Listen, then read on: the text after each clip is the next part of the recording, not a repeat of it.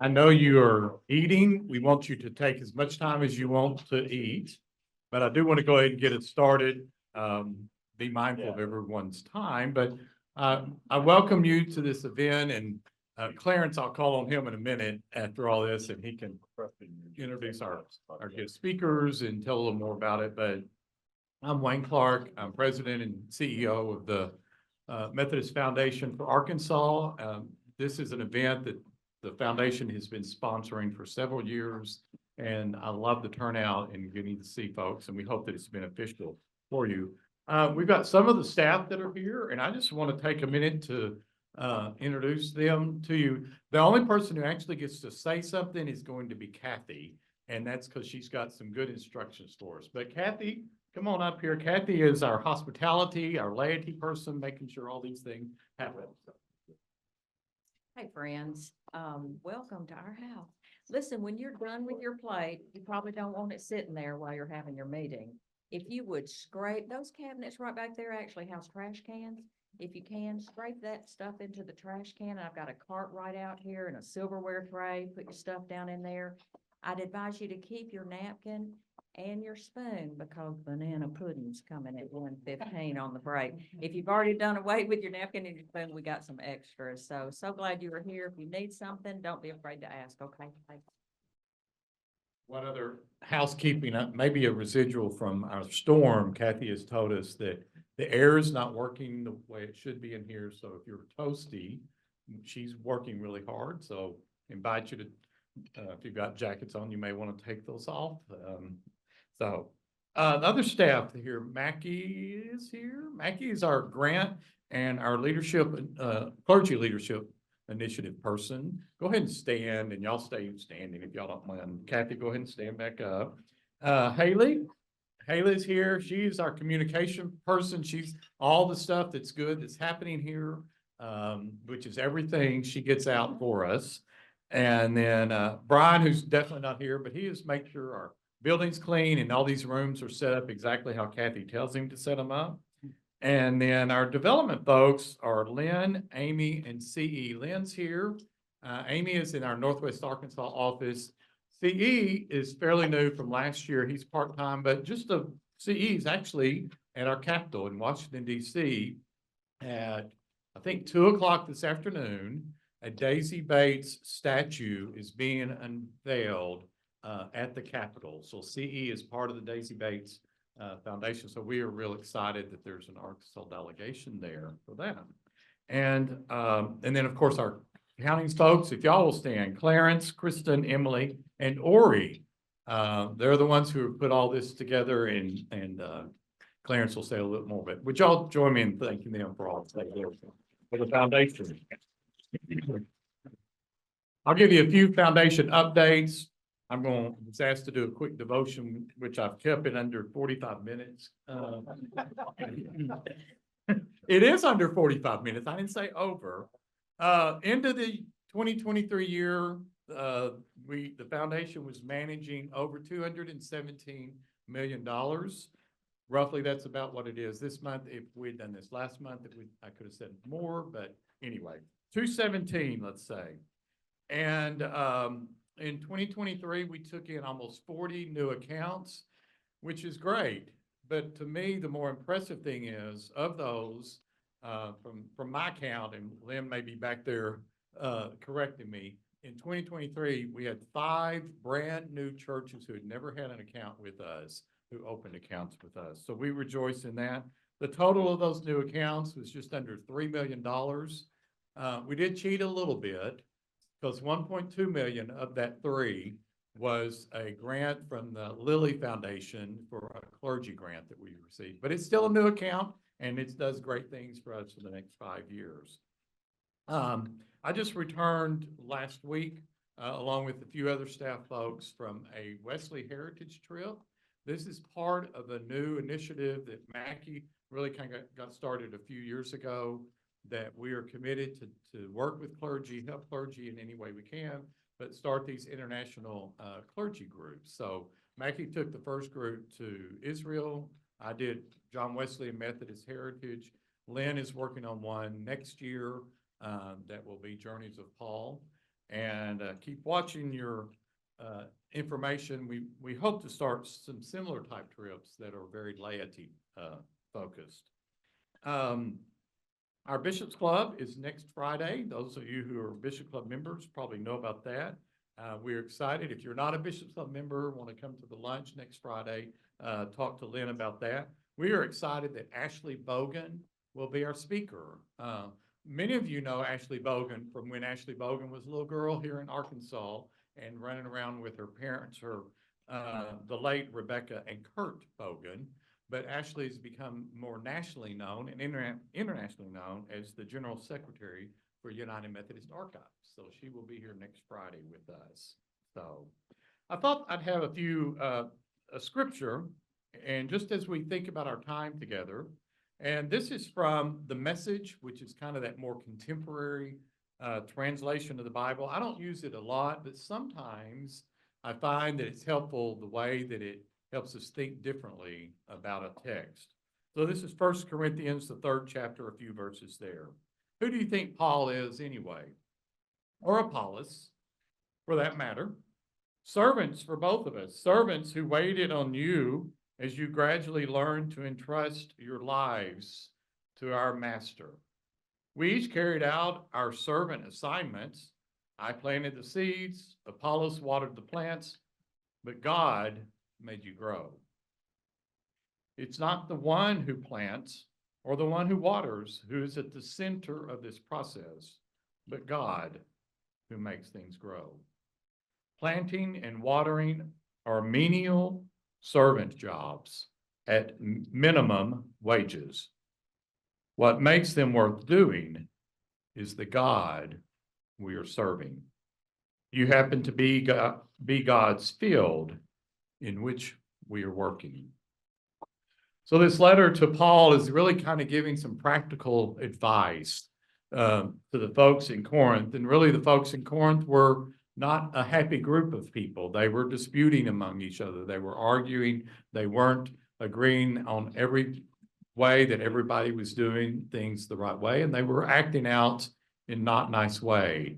No, it wasn't 2024. It was back during Paul's day. But similar elements that are going on. But Paul was encouraging the people to work together. He described everyone as servants of the Lord who could help the Corinthians come to know faith in Christ. That they're all doing the job and that they all have got to work together. Monday, Lynn and I were catching up after her 2 weeks sabbatical at General Conference. And she was so glad to be back among us. And but she was telling me this great story and it stuck with me. And so yesterday I went to her and I said, I'm going to steal your story, but I'm going to give you credit that I learned not really so much a story, but a great image. And she was telling me about the power of the draft horse. Now that's the really large working horse that can weigh up to a ton. And she was saying that where she heard this, that one of those draft horses can pull 8,000 pounds. If you put two draft horses together, you all are finance and math numbers. You would think that would be 16,000, but you'd be wrong. Two of those horses, if they don't really had worked together, can pull up to 24,000 pounds, 3 times their weight. Or what one could do. But if those two, and this is what is so wonderful and inspirational, and I think even spiritual, two houses who have trained together and labored alongside each other can pull an impressive 32,000 pounds, 4 times what one horse can pull, because they worked together, they labored with each other alongside, and they trained with each other. We hope that we are working together for this world and for our God. We hope that the foundation, is helping you and your church do the work in your local communities. And we know that with Westpath as another one of those workhorses with us, that we can pull and do so much more and so much greater. Let us pray. Gracious and loving God, for all the opportunities you give us, remind us that it is when we come together, when we work together, when we struggle together, that we can do so much more than even one of us can do on our own. We are grateful for this foundation and the ministries that it offers throughout this state. We're grateful for food that nourishes us so that we can continue to be a nourishment and inspiration to others. And we pray this in your holy name. Amen. Clarence, whatever you need to say or introduce. We're just so very glad that you have joined us today. This is our 5th investment forum. I think Karen's been at all 5, has presented at all 5. Let me just take a moment to introduce our presenters from Westpath. On the end is Karen Mansco. She is our go-to person. I describe her at Westpath. When we have a question, when we have a need, I've got Karen on speed dial. Raj Khan is with us this morning. Tell me, I'm sorry, what is your expertise at Westpath? I'm Director of Research. Director of Investment Research. And Jake Barnett is in charge of sustainable investments and all things related to that. I'm going to turn it over to whoever, and this is, if you need a Wi-Fi connection, I'm going to take this down because it gets kind of in the way, but your password is God loves you, no spaces, capital G, capital L, capital Y.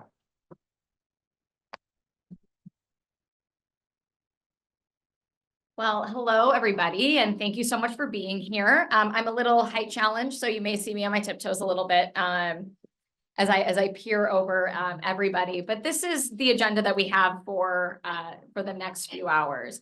And Clarence did a really good job of introducing us.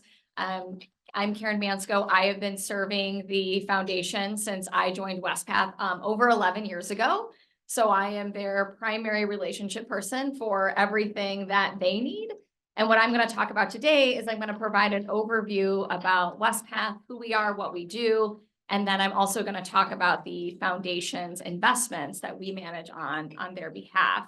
After I conclude my remarks, we're going to take a little bit of a break so everyone can put their plates up and then grab some amazing dessert that Kathy keeps talking about. And then my colleague, Jake Barnett, will come up and talk about at Westpath how we use our voice as a large shareholder in the companies we invest in to encourage them to adopt sustainable business practices. So how we bring in the values of the church into everything that we do. And then my colleague Raj Khan will provide an update on the markets. So as Clarence mentioned, we've done this 5 times, and every time the markets are always an interesting topic. So he's going to provide an update on what's transpired since the last forum and in the last year that's impacted investments, and that's impacted the daily lives of all of us that work in investments. Also, I do want to mention that we will pause throughout, but if you have a question, please feel free to raise your hand so that we can address it. Don't feel like you have to wait for us to pause. If there's something that you want to ask while we're on a slide, please feel free to do so. Not a problem at all. So jumping right in, a little bit about Westpath Institutional Investments. We are a subsidiary of Westpath Benefits and Investments, which is a general agency of the United Methodist Church. We are an independent, self-funded agency, and we've been providing investment solutions to Methodist-related entities and clergy since 1908. So we've been around for a while.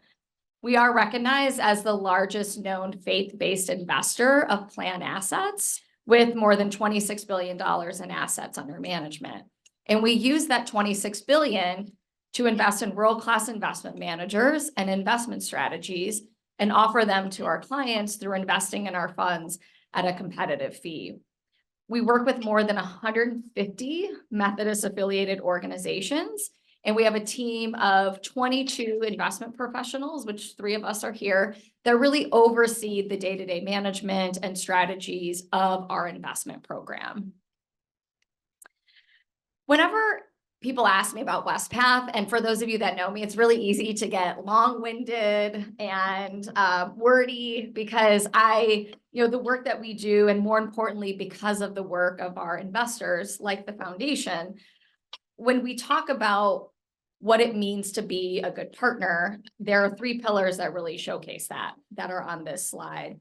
WestPath, like the foundation, we are a not-for-profit, mission-based organization. Helping our clients and support their missions to achieve their investment goals is the core part of what we do. We don't have other business lines that we run. For instance, we're not a bank, we're not a brokerage firm. So our clients get the full attention of our organization. And our business was really built entirely with investors like you, investors like the foundation in mind. Also because we believe that the impact of our investment program creates for our clients and also allows them to fulfill their fiduciary duty, and while also delivering long-term competitive performance, which Jake will talk a little bit about the impact of our investment program and how that's done. This slide highlights a little bit more about how we understand the unique needs of our clients. Again, we only work with Methodist affiliated organizations. So everything that we do is really at the forefront. And on this slide really lists the key advantages of working with WestPath and the foundation. And I'm not going to go through all of them, but I think more importantly and mainly is our investments are guided by the values of the church. And this is through who we invest with, what companies we are investing in, and using our voice as a large shareholder to encourage companies to adopt sustainable business practices. And a lot of the work that we've done has received international recognition around the globe. Therefore, the advantage of working with WestPath and the foundation is the foundation serves as your local client servicing support. You have Clarence, Wayne, and Kristen. They are there for all of your investor needs. And in turn, they invest with WestPath, and we strive to deliver our clients competitive long-term performance through our multi-manager funds. And I'll talk a little bit more about these multi-manager funds and our approach in a minute. Our approach really allows, it offers diversified and global exposure to world-class investment managers and strategies that have been carefully selected by our investment team, that team of 22 individuals. And through our funds and the collection of them it allows our clients to get access again to world-class strategies and managers that would be difficult, if not impossible, to access on a standalone basis. So it allows you really that diversification that is needed to run a long-term successful investment program. Also, our investments are aligned with the social principles. Jake will highlight this in a moment, but our funds do not include, we strive to exclude companies that derive significant revenue from alcohol, tobacco, gambling, adult entertainment, private prisons, and weapons delivery systems. So everything that is outlined in the social principles that it asks us to avoid investing in. So you can confidently ensure that your investments with the foundation is not investing in any of those industries that we are asked to avoid. Last, you get a partner in ministry and mission, by supporting your local foundation and all the good work that they do in supporting not only the local church, but also the mission of the church, which you will not get from any other provider. Talking more about our investment philosophy and our approach. I mean, these are our core set of 5 investment beliefs on this slide. And this is really a reflection of our view, our macroeconomic view, and our expectations of what we believe will deliver long-term drivers of future growth, as well as our approach to servicing our clients and investment management. You're going to notice first and foremost, fiduciary focus. Our investments must support the financial well-being of our plan participants and our institutional investors. I mean, you are all at the forefront of everything that we do in terms of how we are investing, who we are investing with, and striving to deliver those long-term returns. We also believe in having a long-term disciplined approach to investing. I mean, it can be really hard to maintain that long-term diversified approach when there's certain companies that are outperforming the stock market significantly, and you turn on the news and you hear about them, And it often can make you wonder or think about ditching your long investment strategy and just kind of putting them all in these securities that have done really well. Thought about it myself a few times, I will admit, but our approach is really maintaining that long-term focus and not looking at what's currently going on, but thinking long-term of what we believe is going to deliver long-term returns, knowing that in the near term, there could be periods where there are certain stocks and strategies that might do better in the near term. We're really focusing on that long-term disciplined approach and maintaining that focus. Here's some of the investment managers that we work with. We invest with roughly 25 external investment managers. So this is a lot of the work that our investment team does. You can see on the slide, we work with very well-known names in the investment management industry: JP Morgan, PIMCO, Northern Trust. We also work with some of these well-known firms, and we develop custom strategies that they've created on our behalf for a particular investment solution that we want to add to our diversified funds. We also have a long-standing relationship with some diversified managers, some female and women and minority-owned firms. And these firms are some long-standing relationships that we've had since 1994. I mean, we made these early investments in these firms that you likely have never heard of before in the early 90s. And these strategies on the far right, you can see we have over $1.3 billion invested in these strategies. And these strategies, they invest in more of the smaller names. We like to, what they refer to as the future disruptor of the market. And just some examples, one of them is Zevin Bergen. It's on the far right, that Z at the bottom. It's a women-owned firm located in Seattle, Washington. Made our initial investment in Zevin Bergen in 1994. I believe it was June of 1994, June or August, one of those 2 months. And she was an early investor in companies like Amazon, Netflix, Google, and Tesla. And at the time when she invested in these names, no one's ever heard of them before. And then now, again, all of those companies I just listed is in some way, shape, or form have been a disruptor to the market, whether it's Tesla with automobiles, Amazon in terms of where you're buying your consumer products, Google in terms of search engine, Netflix in terms of where we are getting or delivering our news and even television shows. So again, trying to use the expertise that we have at Westpath and our team and finding these not your everyday household investment firms and strategies and using that scale that we have and investing in them and offering them to our clients through investing in our funds through the foundation. Any questions about Westpath before I review the foundation's portfolios? Okay. So moving right along, I'm going to review the foundation's 3 investment pools that they offer to their investors. And I want to talk about the blended investment pool first. This fund is invested in Westpath's flagship balanced portfolio, our multiple asset fund. This has a long-term strategic allocation of 65% equities, 35% fixed income. So again, it is a portfolio that allows clients access to both stocks and bonds. And you can see the net of all fee performance of the blended investment pool. So again, I do want to highlight it is net of fees. So it includes the fees that are paid by the foundation, Westpath investment managers, and the custodian. So again, we're not just showing you a subset. This is your net of all fee returns. And then at the bottom, you can see it's compared to something called the Lipper median, and you likely have never heard of that. Well, what that is we're not using a market benchmark like an S&P 500 you've probably heard of, but we're measuring the fund against if you were not invested in the foundation's blended investment pool and you went to the market or you went to your bank and you asked for a balanced mutual fund, which is stocks and bonds, this is how the fund compares. And you can see over the long term, this fund has competitively outperformed a balanced mutual fund. And again, this is net of all fees than what's on the market. Looking at the growth investment pool, this is at 100% equities, and I think of it as a global equity. So it's invested in US stocks and also non-US stocks. And you can see the equity portfolio is 70% invested in US and 30% invested in international. And then you can see the net of all fee performance below. And we are comparing it to a mutual fund comparison of both US and non-US mutual funds.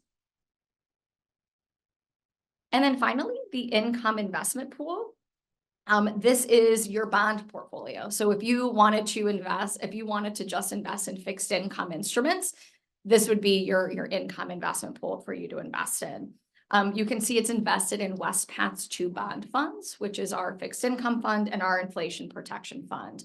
And you can see you're probably thinking, wow, an inflation protection fund, haven't necessarily seen that in a bond portfolio. Well, we believe that long-term investment portfolios that have a bond allocation needs that inflation protection. And we refer to this as sort of your insurance policy against inflation. And sure enough, what did we need about a few years ago and still currently is inflation protection. So exactly this fund did exactly what it was intended to do or created to do and protect investment portfolios against unanticipated inflation. So you can see how their income investment pool compares relative to a diversified fixed income mutual fund comparison. So again, if you're not investing in the foundation's portfolio and went to the market or your bank to try to find a similar strategy, this is how it would have performed. And you can see it's outperformed and has performed very competitively relative to the market. Is there any questions? I feel like I might have went through that a little fast, but I am also going to be around and happy to talk at the break. Any questions about the foundation's investment pools that they offer or that you all may be invested in? Okay, well, I will go to my final slide and then I'm thinking Kathy might have dessert and then everyone can get those dirty dishes out from in front of them and get a little more space to take notes. Before I conclude really my section, I always think it's important to really highlight the components of all of our missions and how well aligned that they are. The foundation exists to expand and strengthen the ministry in the state of Arkansas.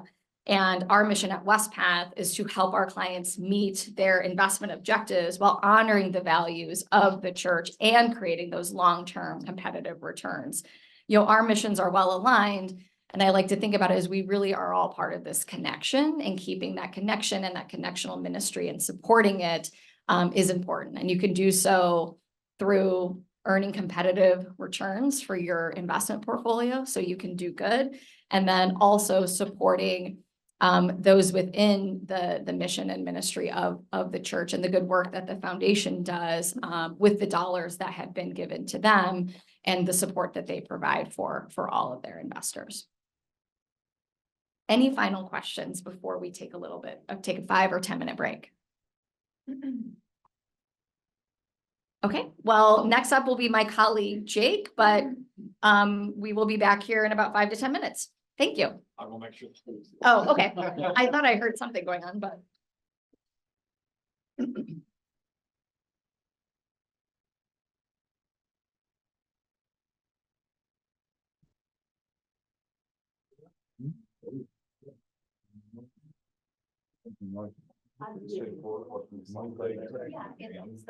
Slow thing.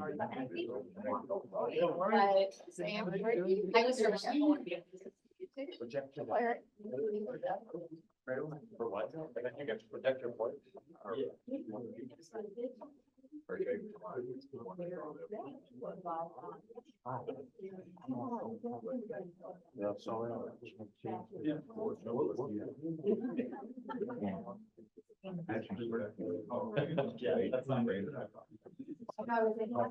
Yeah, it's just this guy. Yeah.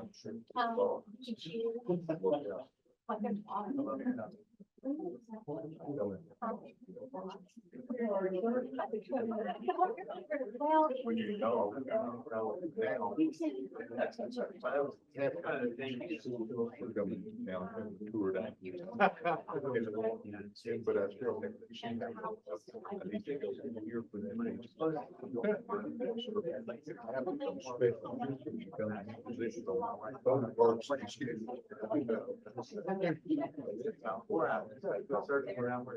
Still feel like you, and do you still do it on Tuesdays? Well, Tuesday, happy to work out. Years ago.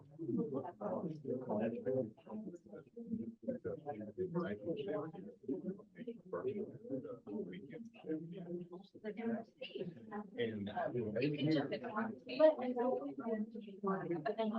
texting my husband or some question, yeah. Maybe, it'll help you.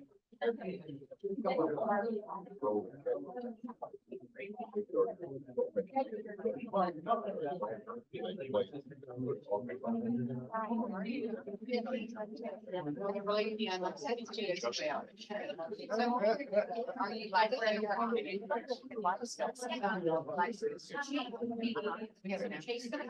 Right. I've heard of that.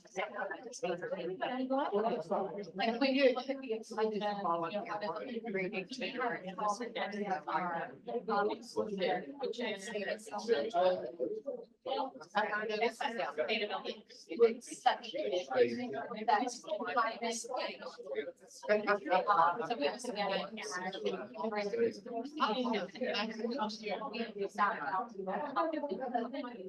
And then accessibility primarily has been is those topics that so much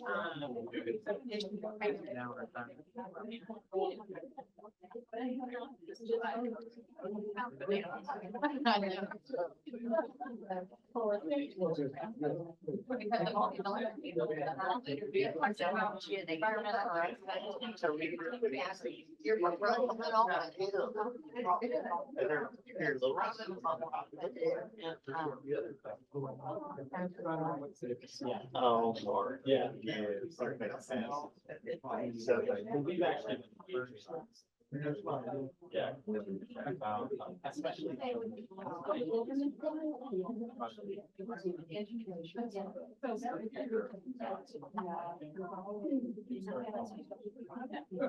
China and the autonomous region. Congo, the people sort of thing.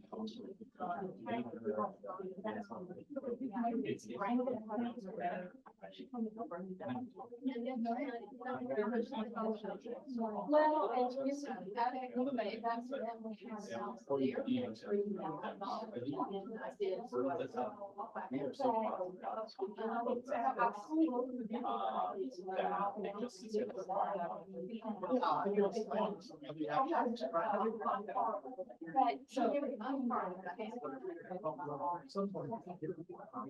Right.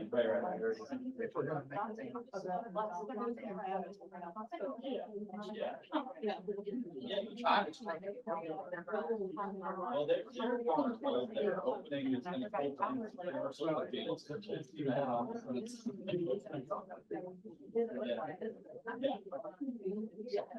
Yes. And that's actually. And, you know.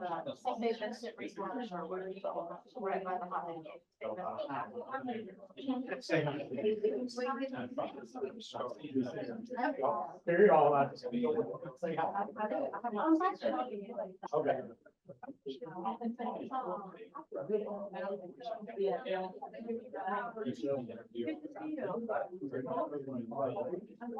Reverend House of Butler and Shannon Tate. Reverend Judy Rudd. So she served at Lake Charles.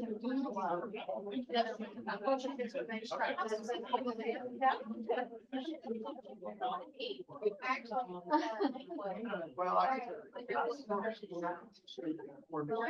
Now, they're not, sorry. She has, yeah. She, yeah. Yes, I think yes, okay. I have. Anyway, projection. Yeah. Lakewood. Yeah.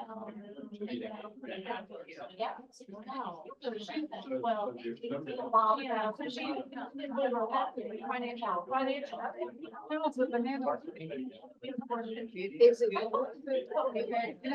Yeah. Because I wasn't moving. I wasn't moving very much around. Number one, you're not eating, but number two, you're not eating the right thing. Even though they're not bad things, it's just still. And so I'm not good at it. Like I didn't see and yeah, what you're doing is right.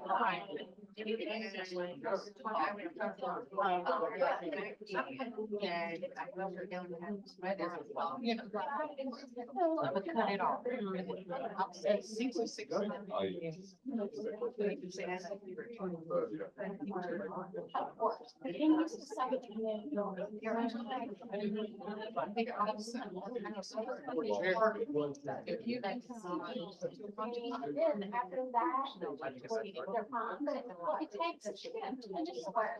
Shelley, Sam is the board chair. Oh.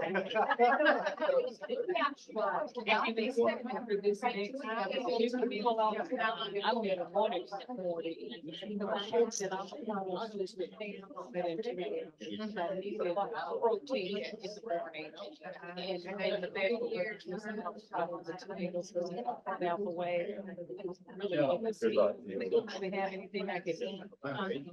But I got the protein, I got a decent amount of protein in about 3 ounces of it in. So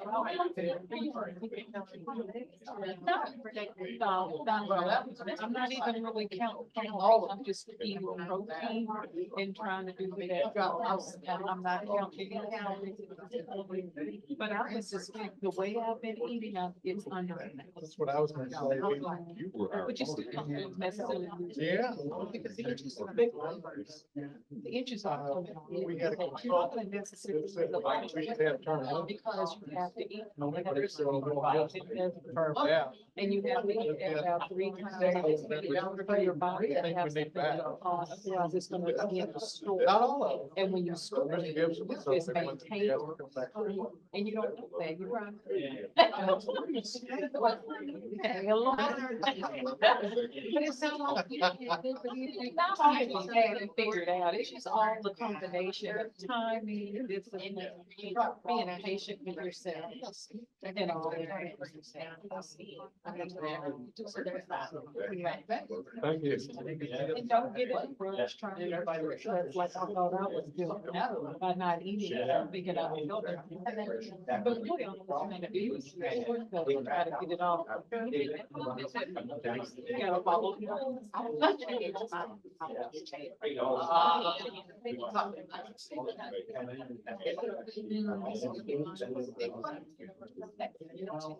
It may be COVID issues.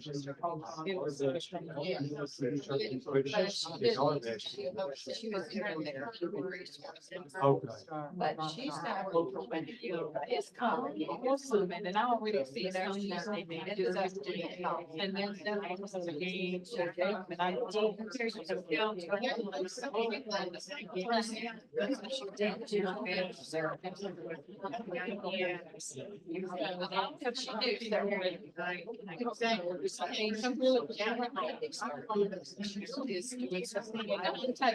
Something I can use straight. Okay,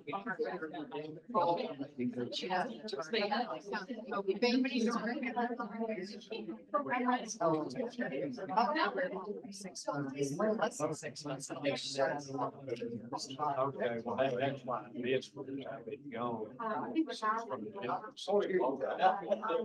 Started off with. Okay, well, she enjoys it. I think she's really like. I love her. And she had never really worked before, so it's been a great experience for her. She likes to run. And that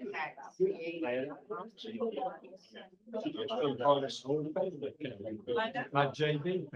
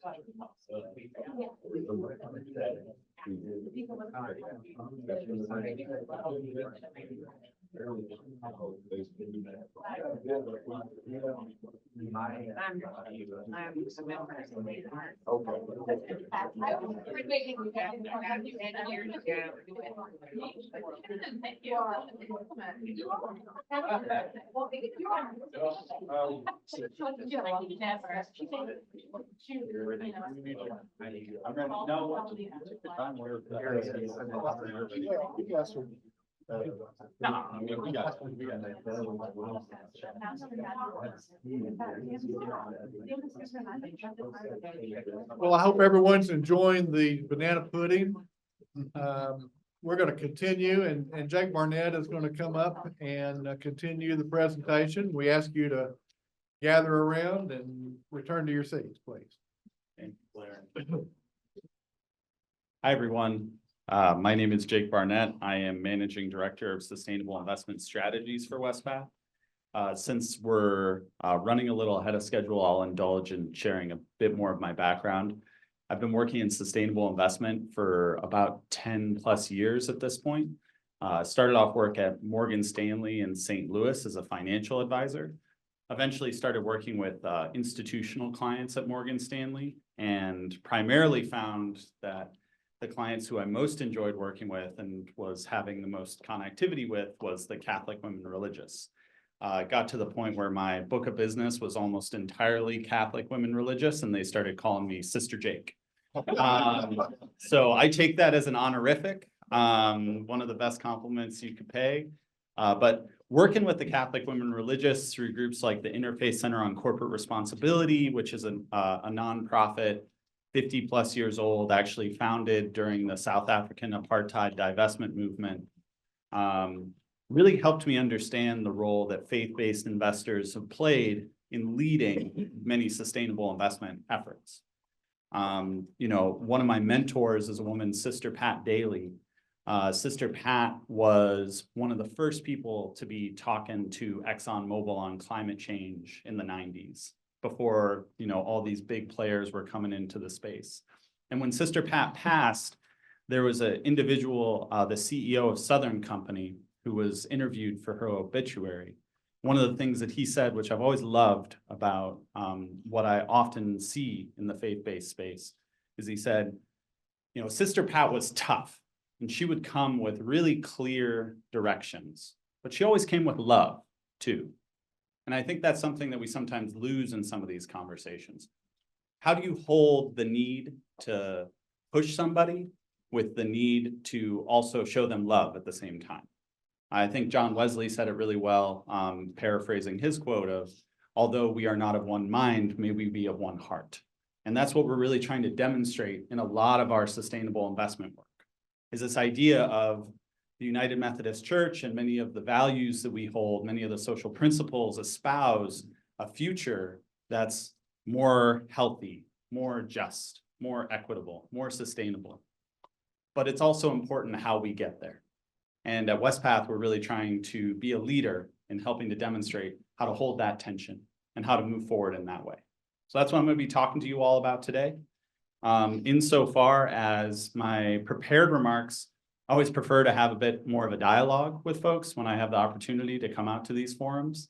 So although I've got 45 minutes slotted, I'm probably only going to have prepared remarks for 20 to 25. So I encourage you to interrupt me, throw up your hand, or if you got a question along the way, or jot it down, and I'm happy to answer at the end, but would really love to hear what you're thinking and how I can be helpful to you all in the important missional work that you're doing. So, Book of Discipline. I just got back from 2 weeks of General Conference, so I am intimately familiar with this book. The Book of Discipline really puts forth 2 different paragraphs that Westpath and our sustainable investment team in particular pays a lot of attention to. Karen already talked about this idea of fiduciary duty. What does that really mean? It means we always have to be operating in a way that's trying to think about what's in the best interests of those we're serving. That includes you all, that includes the 100,000 or so clergy and lay employees of the church that we serve. We always need to be putting their interests first. That's what fiduciary duty means in short. Then there's paragraph 717 of the Book of Discipline. And that's where things like our exclusions and talk of engagement is featured. And it specifically, it says, make a conscious effort to invest with the goals outlined in the social principles. So that fiduciary duty piece always has to be there. And then we try to complement it with how do we make a conscious effort? How do we try and push forward on these perspectives? The way that we've done that is through what Westpath calls our sustainable economy framework. The basic posit of that is that in order to achieve the type of financial returns that are necessary to continue to help the clients we serve reach their goals, we need to see a transition to a sustainable global economy. We need a healthy economy. And we define a sustainable global economy as one that promotes social cohesion, long-term prosperity for all, and environmental health.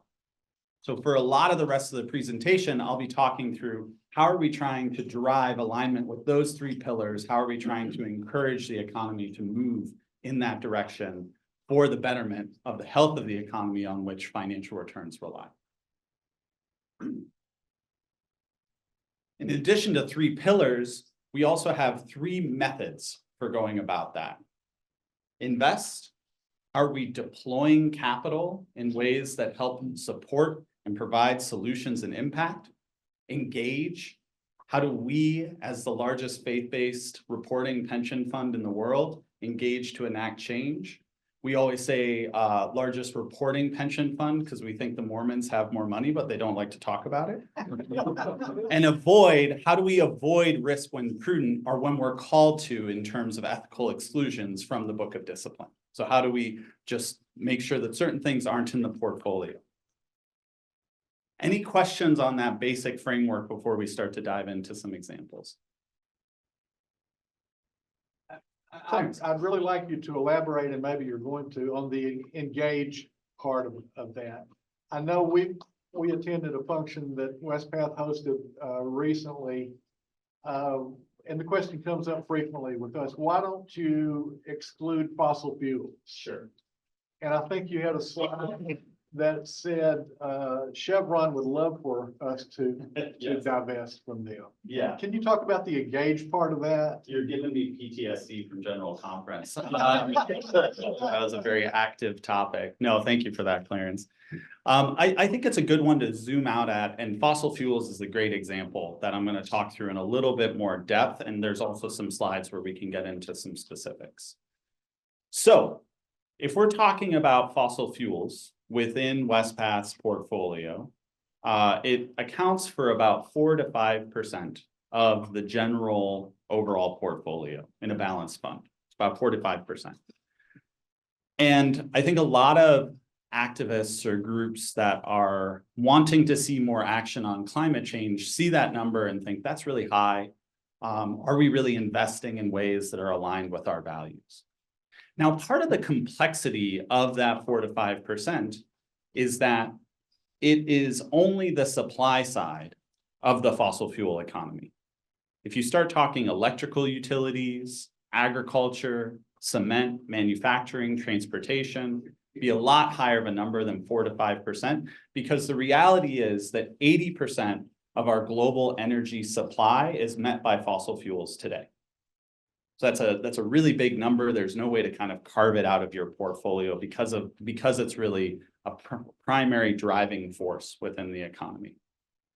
So rather than trying to step away from the supply side through divesting or carving out the fossil fuel producers, a lot of our philosophy is how do we use our voice? How do we engage at the table to try to push companies to be better? Example of that is with Chevron, for example. Although that 4 to 5% number might sound pretty large for a lot of folks, when we look at the actual overall capitalization of Chevron, so their total equity in the market, and then look at the portion that we own as Westpath on behalf of you all, we own 0.009% of Chevron. Meaning that if we were to sell, that's a rounding error to them. And I'm confident, in fact, because we are, for example, publicly declaring that we're voting against their board members because they haven't taken enough action on climate relating to lobbying, that 0.009% to them is not worth the trouble that we cause them.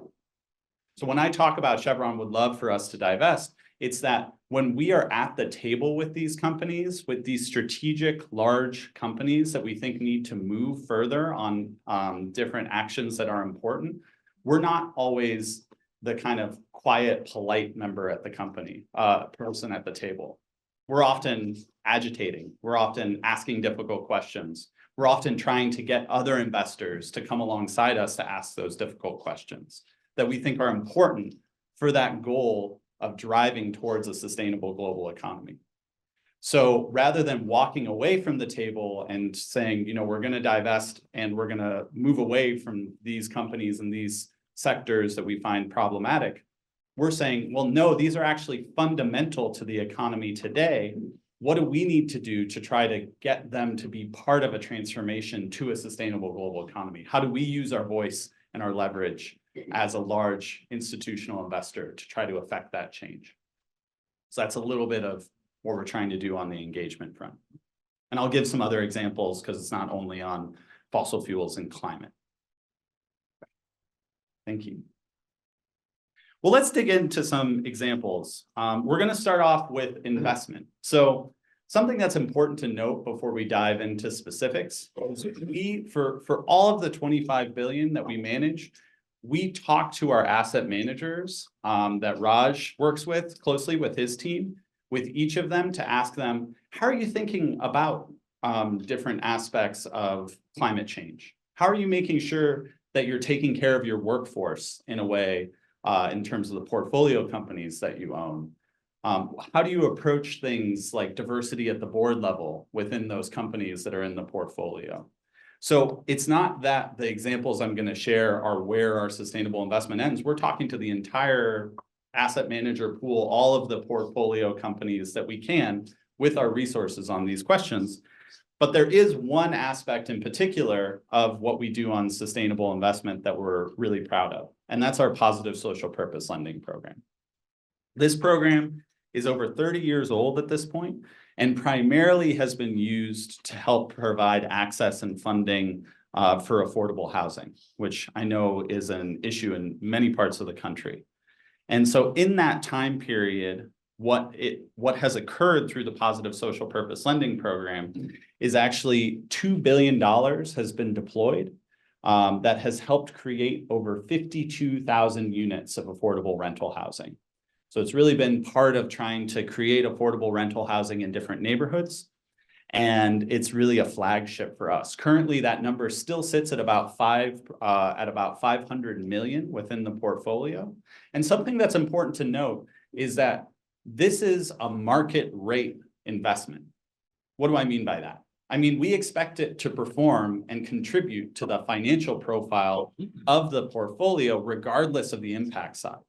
This was actually one of our best performing assets in 2008, 2007, the great financial crisis, because there was such stability around mortgages and because we were really trying to invest in really stable funds. So although we're creating great impact here, we're also doing so in a relatively stable, low risk, conservative vehicle that we think is an important ballast to the portfolio, an important grounding for it. And this is a unit, I'm happy to provide some follow-ups from our positive social purpose lending team if anybody wants to dig in on it, but we thought we would just highlight a property highlight that we helped to support. 48 units of affordable housing geared towards families. A lot of community amenities, including laundry room, swimming pool, public area.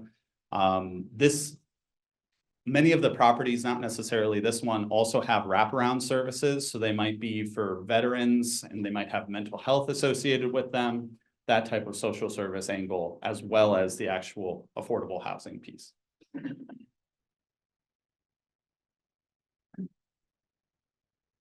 Moving on to some of the engage examples. Here's kind of a very high level overview of what we're doing, and then I'll talk through some specifics. We're voting. So each company typically has an annual general meeting. Various items go up for vote at those meetings. Boards of directors, auditors, and then occasionally specific resolutions asking the company to act in different ways. We're active in voting all of those and also campaigning around specific votes that we think are important to get broader support from the investor community. We do dialogue with policymakers in different formats. I'm likely going to be going in June to DC to talk to some different policymakers on surveillance technology. Emerging area that unfortunately every time I read about it and hear about it, just very sobering what could happen in some of those perspectives. So we're trying to see, is there responsible regulation that could occur here to stop violations of privacy, both domestically and abroad? We actively participate in sustainable investment coalitions, amplifying our voice beyond just that faith-based community to lead the broader investor community. And as we spoke about earlier, we work on ESG issues with all of our external asset managers. But let's talk about opioids for a moment. This one is, I think, often a very sobering topic. If you all would help me out, just show of hands, how many of you know of somebody that's had in your community or family overdose from an opioid related death? This one hit home for me. One of my cousins passed from an opioid related overdose.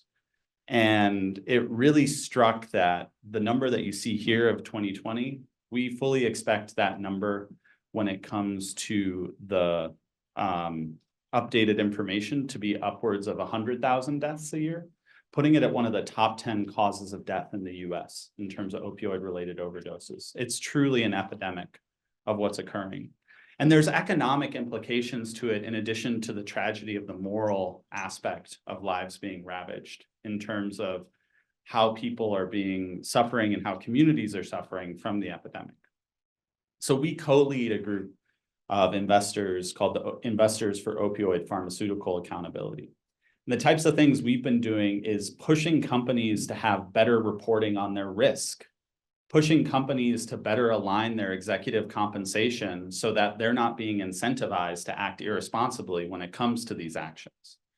A really clear-cut example of the type of behavior that we find problematic is with Johnson & Johnson. In 2020, they were fined $5 billion relating to the opioid crisis. Their executive compensation team decided, we're going to preclude that. We're going to carve that money out when we calculate bonuses for the executive team for the year. So instead of a $3.8 billion loss, it was a $1.7 billion profit, despite all those executives having been longstanding at the company and largely there when the problematic behaviors occurred. We were part of the investor voices pushing back. Ultimately, that received a lot of investor pushback, and the company retracted their original statement when it came to those. So although we're talking executive compensation in these circumstances, which may sound like a really dry topic, it's relevant for how people are incentivized to do different actions. What are you getting paid to do?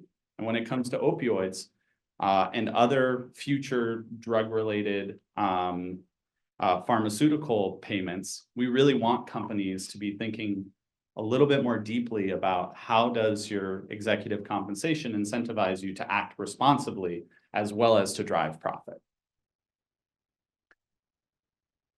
Another aspect when it comes to social cohesion is Mondelez. For those of you that Mondelez isn't an immediate name, it's one of those consumer discretionary conglomerates that looks like a big spider web in terms of everything they own. Cliff Bars, Sour Patch Kids, Oreos, the list goes on. The CEO of Mondelez was somebody that we had some concerns with the company, not just this individual, but with the company writ large, in terms of their operations in conflict-affected and high-risk areas. We have a longstanding focus on human rights, and in particular, when it comes to human rights, those areas where there's conflict often tend to be where both the most material and salient harm to civilians occurs, and there's also a manifestation of financial risk. So back to that fiduciary duty and social principles piece, that's where we tend to focus. We had filed a shareholder resolution with Mondelez saying that we wanted to see better reporting and disclosure when it came to how they were managing conflict-affected and high-risk areas, including in Russia, Ukraine. At some point, their chief executive, Dirk Van de Putte, said investors do not morally care if the company continues to operate in Russia. Well, we had something to say about that. We do morally care. And so our CEO, Andy Hendren, actually came out with a statement. The interview was originally published in the Financial Times. Andy published a letter to the editor in the Financial Times that stated that he's wrong. Faith-based investors have deep moral concerns about conflict everywhere. It's not that we can solve it all. It's not that we always have the tools to have leverage, but we do care. We are trying to make a difference. When it comes to climate and environmental health, this is an area where Westpath has a lot of leadership. I personally serve as the co-lead of the engagement track for the UN Net Zero Asset Owner Alliance. Long name, but basically it's a lot of insurance companies, pension funds, foundations, all of whom are trying to work on moving the global economy towards a more environmentally healthy future. In that engagement track, we've actually published about a half dozen papers calling on asset owners, those of us that work with asset managers, to be more assertive with those asset managers, to say to them more directly, we need you to be thinking about these issues more deeply. We need you to not be giving us glossy brochures where you say you engage with 10,000 people, but we have no idea what's actually coming of it. Tell us about your mistakes. Tell us about where you're facing challenges. We're not moving fast enough on these aspects, so we all need to learn from each other's mistakes instead of pretending that everything's okay. We've had a voice through that Net Zero Asset Owner Alliance to really call for action, call for positive momentum. Here you see some of the papers. If you need some bedtime reading or you're a real nerd, you can pull one of these out. I recommend the position on the oil and gas sector. That one gets very dry very quickly. But it's just an example of how we're seeking to amplify our voice beyond Westpath. Although $26 billion sounds like a lot of money, ultimately there's tens to hundreds of trillions of dollars out there in the ecosystem that are influencing how companies and investors act. So rather than just focusing on how we manage our pool of capital, we're trying to use that voice as a faith-based investor to influence the whole system, to get people to operate differently, not just at ourselves, but with different investors. And here's one for long-term prosperity for all, where we were engaging directly with the company. Did any of you see any of the stories about Dollar General and Dollar Tree and some of the really problematic safety issues at those companies? Things like, yeah, I see some nods and some hands going up. Things like supply rooms where people were getting trapped because they were so overcrowded that the boxes would fall over and they couldn't get out. People getting robbed multiple times without any type of security. And so it was actually with both of these companies, just a number of OSHA violations really clearly detailing that these were not safe work environments, that these were not safe places for customers.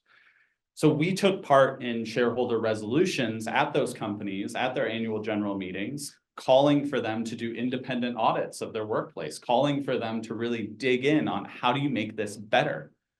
And both of those resolutions got strong support.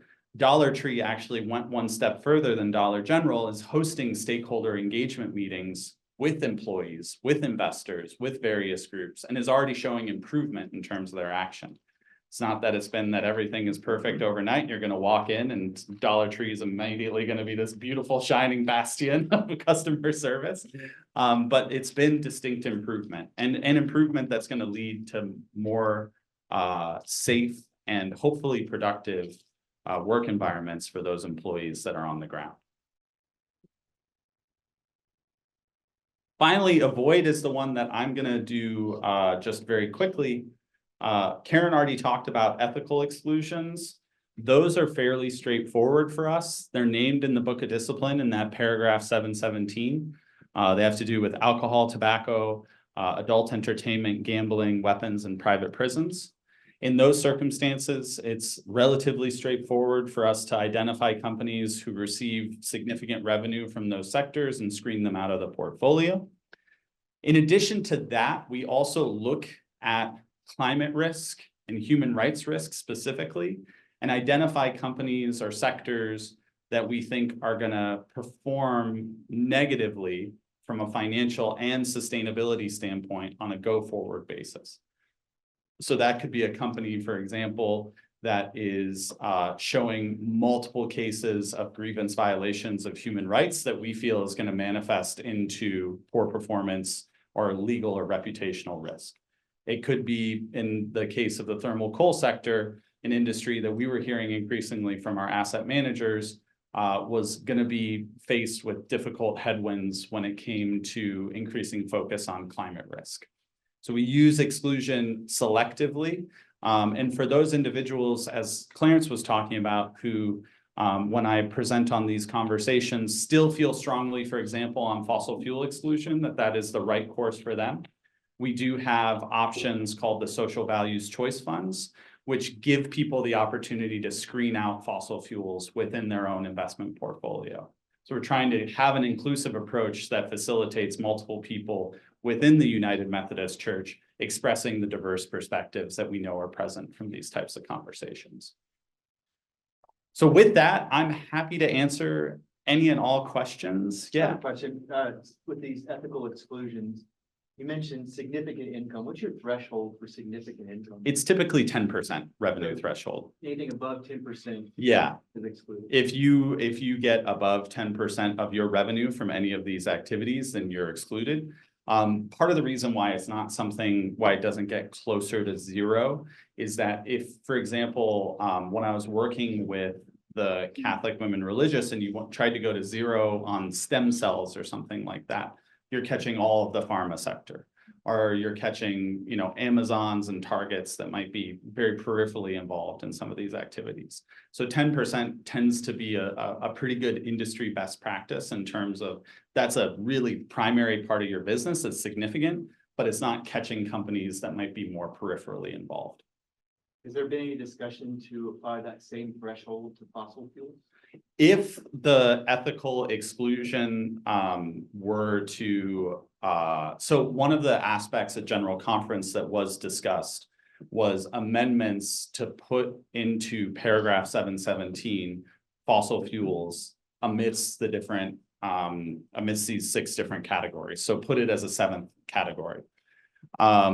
That is something where we're having some conversations with some of the stakeholders that are talking about that, because the one thing that we would say is fundamentally different about fossil fuels versus these exclusions is there is no way to move through modern day life without use of fossil fuels.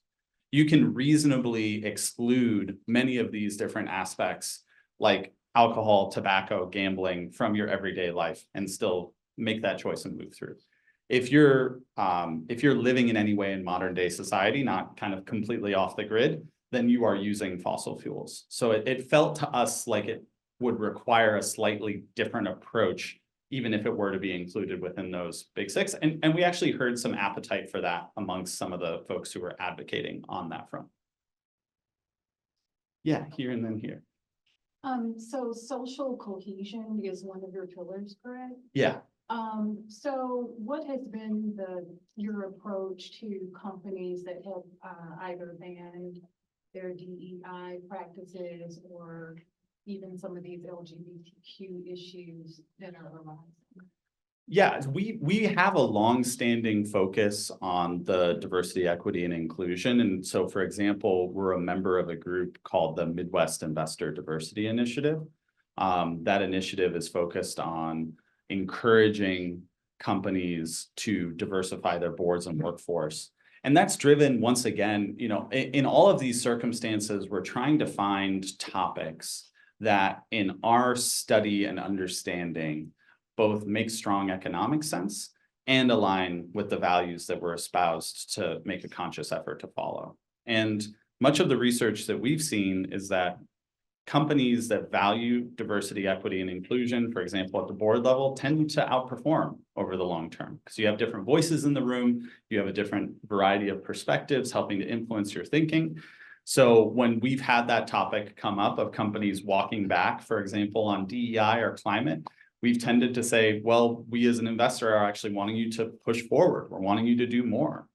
So that's been our response. And our CEO, our current CIO, Dave Zellner, wrote a op-ed a while ago that is still largely relevant. And Clarence, I can get this to you all or to the group if of interest, but it's called ESG Strikes a Nerve. So environmental, social, and governance investing is a kind of moniker for a lot of this. And Dave wrote an op-ed called ESG Strikes a Nerve. Here's why it shouldn't.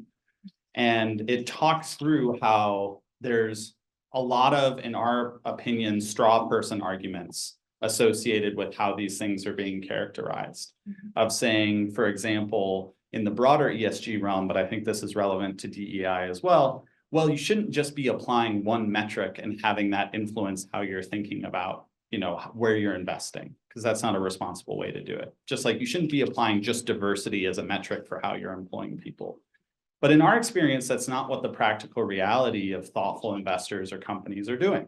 They're trying to think of this holistically and to challenge their thinking to include these aspects alongside, in the investor case, financial performance, economic performance, or in the employee case, aptitude and skill set, in addition to the value of diversity. So I think sometimes it gets kind of siloed out as this is the only metric, and that's not our experience of how it's practically applied.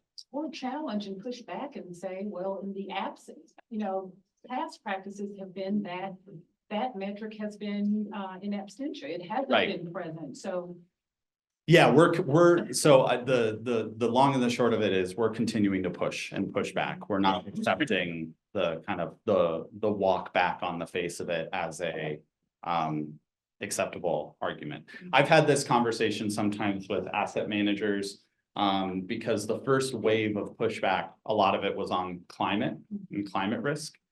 And I had a lot of our asset managers state, well, Jake, you need to understand not all clients think the same way as you do. Not everybody has the same interpretation of this as you do. And I was frustrated by this response. So I went and talked to my wife, who's smarter than me, and thought of what I wanted to say in response. And part of where we got to was, well, actually, in all due respect, I don't need to understand that. I need to understand the asset managers that Westpath can work with that are going to be in the best long-term interests of all of the people that we're serving. And if you are telling me that some clients are sharing with you passionately that the earth is flat, and I'm telling you the earth is round, I don't consider it enlightened centrism for you to tell me the earth is oval. Some things are facts, and I need you to be dispensing with facts when you're thinking about risks and long-term performance, because that's what's required to drive the type of long-term diversified approach that we're ultimately seeking to align with, including in areas like DEI, climate risk, human rights risk, et cetera.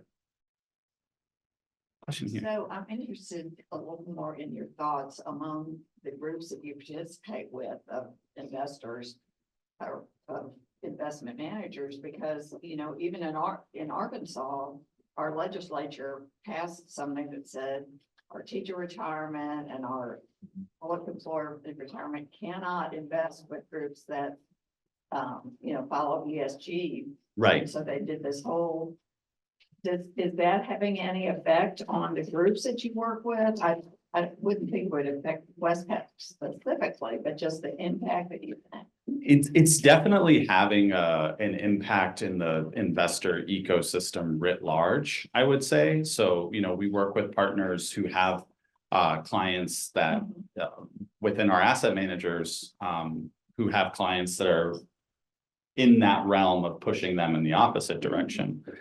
I think what we're really trying to say is just we want people who are aligned with our long-term interests.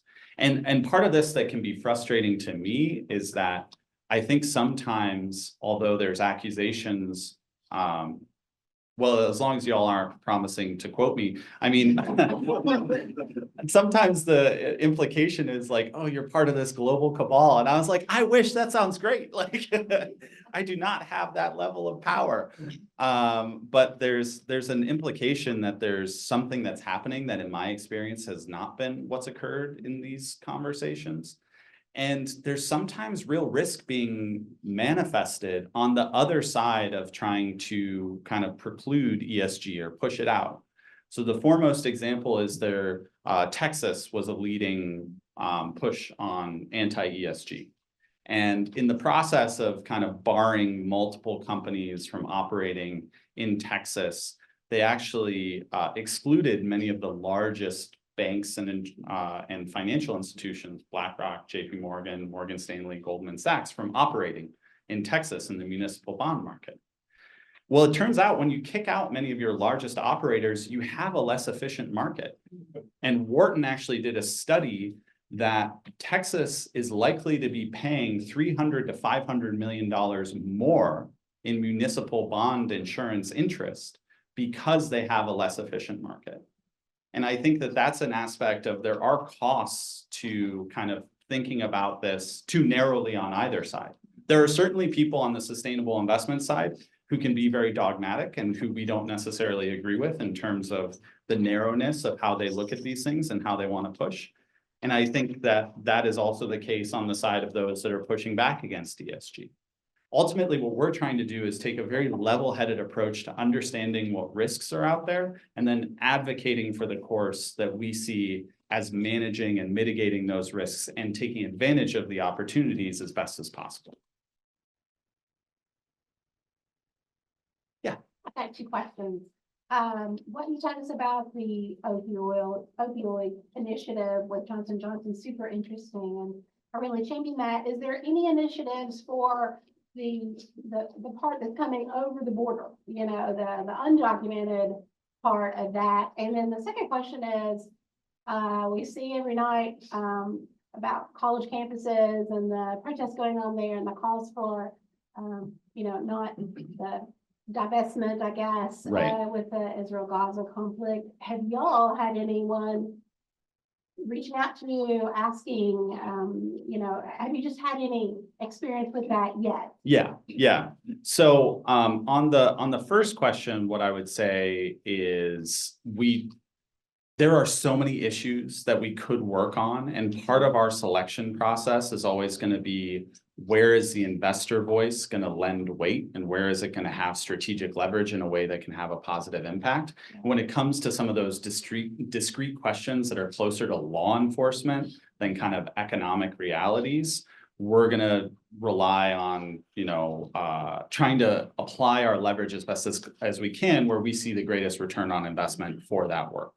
So rather than some of the kind of where the drugs are being sourced from that might be coming from illicit channels in different areas, that's so far from where we are. We're trying to stop the incentive structure that was at the top level of investors that was really driving people to not always make responsible decisions. So it's kind of that selective where are we focusing. When it comes to Israel-Palestine, there is a group within the United Methodist Church called the United Methodist Kairos Response. That is a group focused on Israel-Palestine and specifically Palestinian solidarity. They've been really pushing on Westpath and other investors, including at this most recent general conference, to do more on Israel-Palestine. Our approach, and consistently, I'll share the same thing with you as I would with them, because we want to live and die on consistency. I want to be saying the same thing in all the different rooms I sit in, is that we seek to take a global and holistic approach to human rights risk. What I mean by that is there is certainly risk in Israel right now with the ongoing conflict, and it's real and it's material and it deserves consideration. There's also ongoing risk in the Xinjiang Uyghur Autonomous Region. There's risk that's manifesting in the Russia-Ukraine crisis. And as much as possible, what we've heard from the consultants we work with is trying to take a consistent global and holistic approach that is something that we can stand behind, being thoughtful and values aligned, but also ultimately fiduciary minded, is what's going to allow us to model what we think is the most responsible action that an investor can take when it comes to, unfortunately, the burgeoning instance of exposure to conflict affected and high risk areas, because more and more we're seeing more areas in the world in conflict and more risk emerging from them. Yeah. Probably way off course.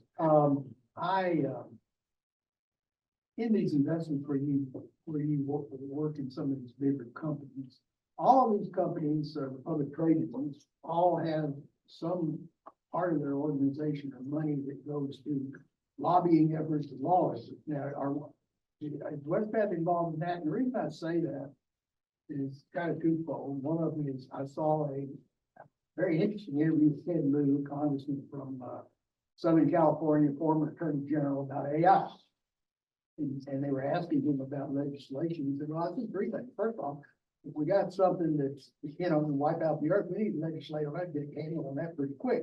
Some of these things, we need to maybe have a committee or commission from both sides, all sides looking at it to try to figure out what we want to do. Now, at the same time, as the move is going on recently to get legislation in this area, there's a lot of money all of a sudden hitting up. My congressman all of a sudden got himself on the AI subcommittee, which he's never written or said anything about. I don't know whether he's been interested in it or not.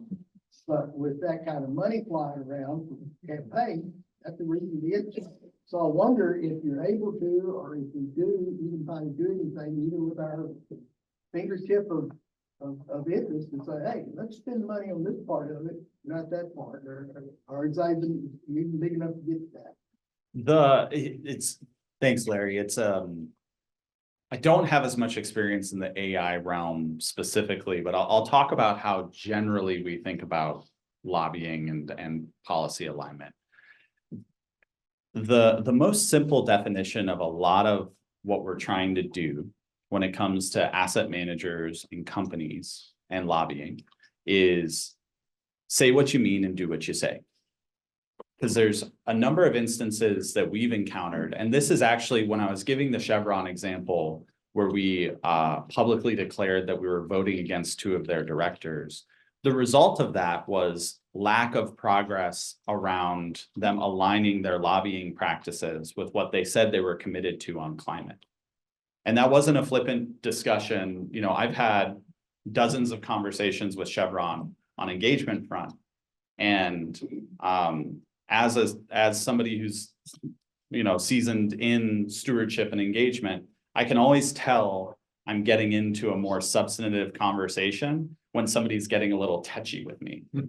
If things are too nice, I know I'm not talking about the real things. But when people start to get a little bit more kind of assertive or shut down, that tends to be where I think there's substance to the discussion. And that was my experience with Chevron and lobbying. And there's a number of reasons for that. It's not necessarily that they're doing anything untoward, but ultimately, all we were asking them to do is saying, you said in your climate report that you're committed to supporting the UN Climate Paris Agreement, and you don't say anything about it in what you disclose on lobbying. So just harmonize them. Shouldn't they be the same? And I think that's where some of these breakdowns happen, and that where we'd like to see consistency. is say what you mean and do what you say. So if you say that you're for responsible AI as a company, define what that looks like and what messages you're lifting up within your lobbying and public affairs practice. Because it's not only what you're doing in terms of your direct operations, it's also how are you influencing public discourse and regulatory realities for your industry. So that's a lot of how we tend to approach this conversation. Are you able to get to them and talk to them? To who's the them in that? Lobbyists. Are you able, are the corporate people that are making? Yeah, Then you're asking, I mean. I because talked to get them. These like, well, nice form letter. I always feel like they're playing 4D chess with me. I'm always like, there's moves happening that I can't quite always discern when I'm talking to those folks, but we do have conversations with them. But one of the, for example, the third paper that you see up here right now, aligning climate policy engagement with net zero commitments, is actually a paper specifically on not only how do we talk to companies, but how do we talk to our asset managers to get them to talk to companies? Because getting back to that leverage question in response to your note, because we only own 0.009% of Chevron, and because they don't necessarily care if we buy or sell them, we don't always have leverage beyond what you call in international power or international relations soft power. It's just kind of relational, it's reputational, it's social capital. It's not necessarily a kind of hard line as much. But what we're trying to do is we have more direct influence, direct power over our asset managers. They really do care if we buy or sell them. You know, there's significant assets exposed. And so we're trying to make sure that they are reflecting our interests in some of these conversations and amplifying those interests. And that's part of our engagement directly with them. Yeah. Are you able to develop points of contact with especially the larger corporations beyond what they would call an investor relations department? Yeah, it depends on the company. A lot of it is due to the company culture. So I would say, like, to give a couple of examples with some of the oil and gas companies, we've had direct conversations with independent board members and with the chairman and CEO. With one of the utilities we engage with, it's actually consistently the CEO that's showing up and having these conversations. So it depends on, and that's actually it's a good marker sometimes for how seriously the company wants to engage in conversation, because you'll see a variety of different appetites for the type of constructive dialogue that we're seeking to have. Some of the companies or asset managers we engage with are fairly thanks but no thanks in their response in terms of the type of conversation they're having, while others who typically in our experience we're going to have a more constructive engagement with see the value in us trying to bring a consultative approach that is seeking to make them better. Great questions. Any more?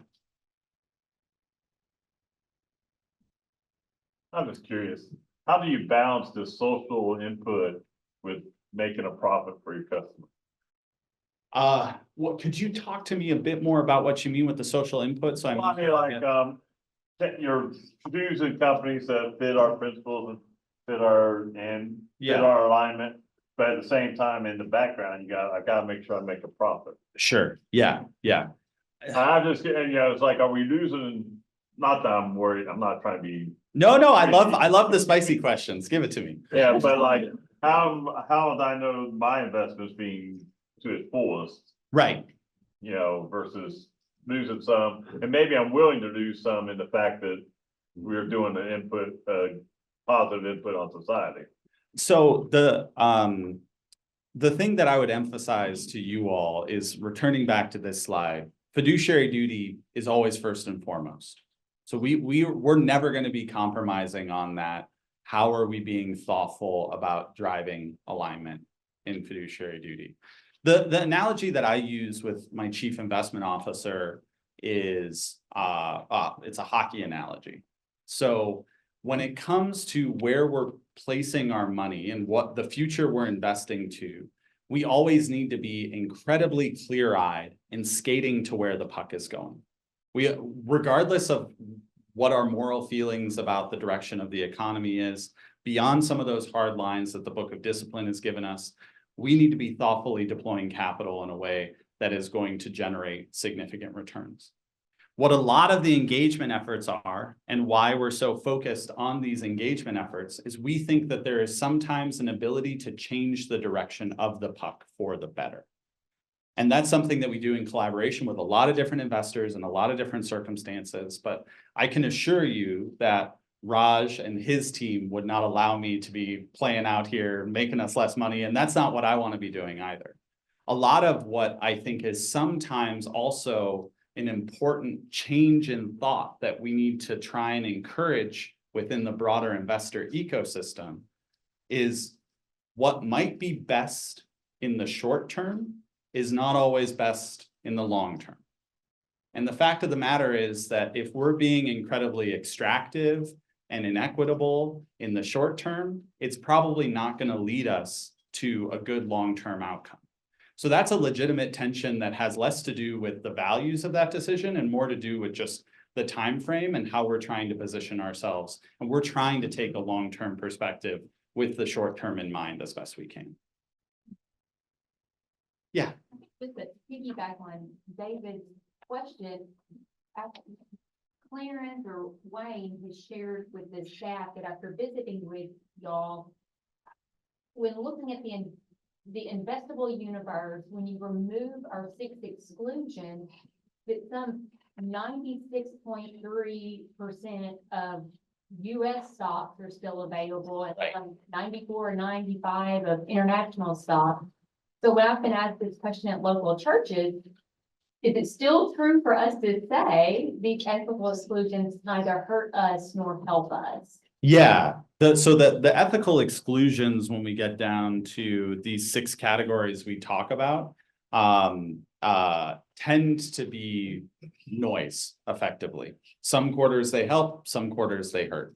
And those are really the strongest kind of hardline guardrails we have. In all other circumstances, we're really trying to ask the question of what company is going to do well in the long term, and we're and manage risk in the long term, including some of these risks that we don't think everybody fully appreciates or understands could manifest. So it is really thinking of the bottom line, but trying to layer values into that bottom line analysis. That's the best way I can describe it. Any other questions? Yeah. Do you take into account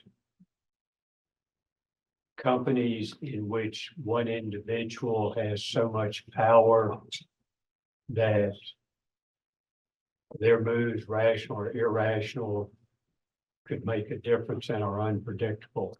Must. Yeah. Yeah. So there's different, part of the beauty of engagement as a aspect of how you apply your voice as an investor is that you can make your voice known without always needing to sell a company. So what we tend to do categorically is if there is a combined chairman and CEO role, we look on that very skeptically.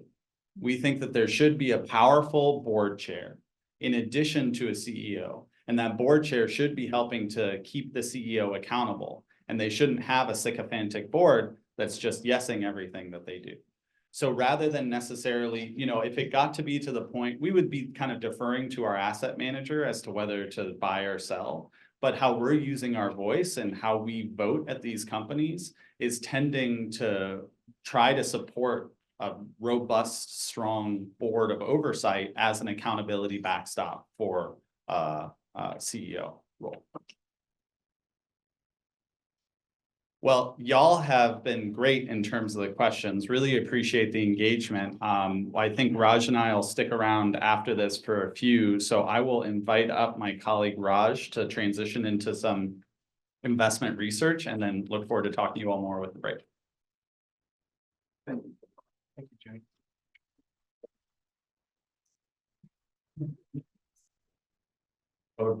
Good afternoon, everyone. My name is Raj. I do not like following Jake because he's great at public speaking. You may notice that the agenda probably had a different name on it. Frank Holstein, the managing director at Westpath, was supposed to be here.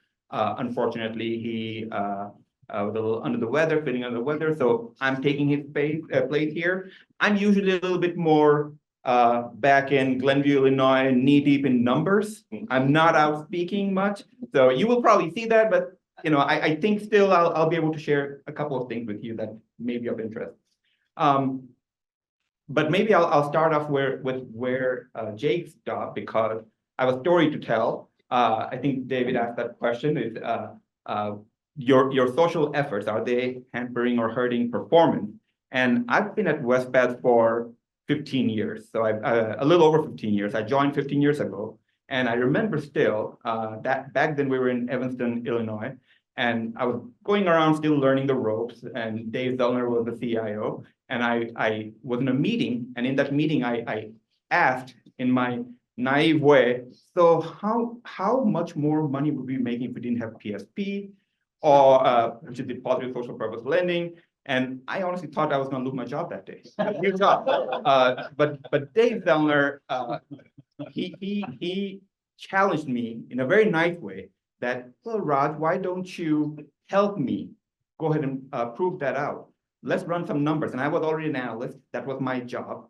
I found that as an exciting challenge. And I actually went about creating a couple of new ways to see, do our exclusions and positive social purpose lending program hurt performance overall? And I couldn't do that. I really tried, and I've been trying since then, by the way, because we still run reports. We have to run reports. It's not just, we don't just take it at faith that, no, we're just gonna keep putting our efforts on this basket, no matter what happens.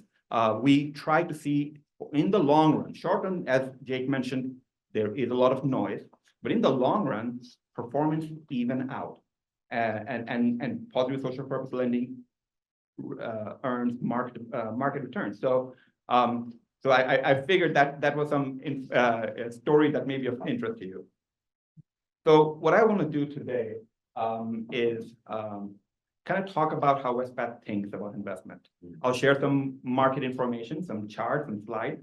It may be a little bit too much numbers. I'll keep reminding myself to move along and don't spend time in numbers. But I hope what you get from these is the general thinking behind our philosophy. And I'm thinking back to where Karen was sharing one of our investment beliefs is long-term disciplined approach.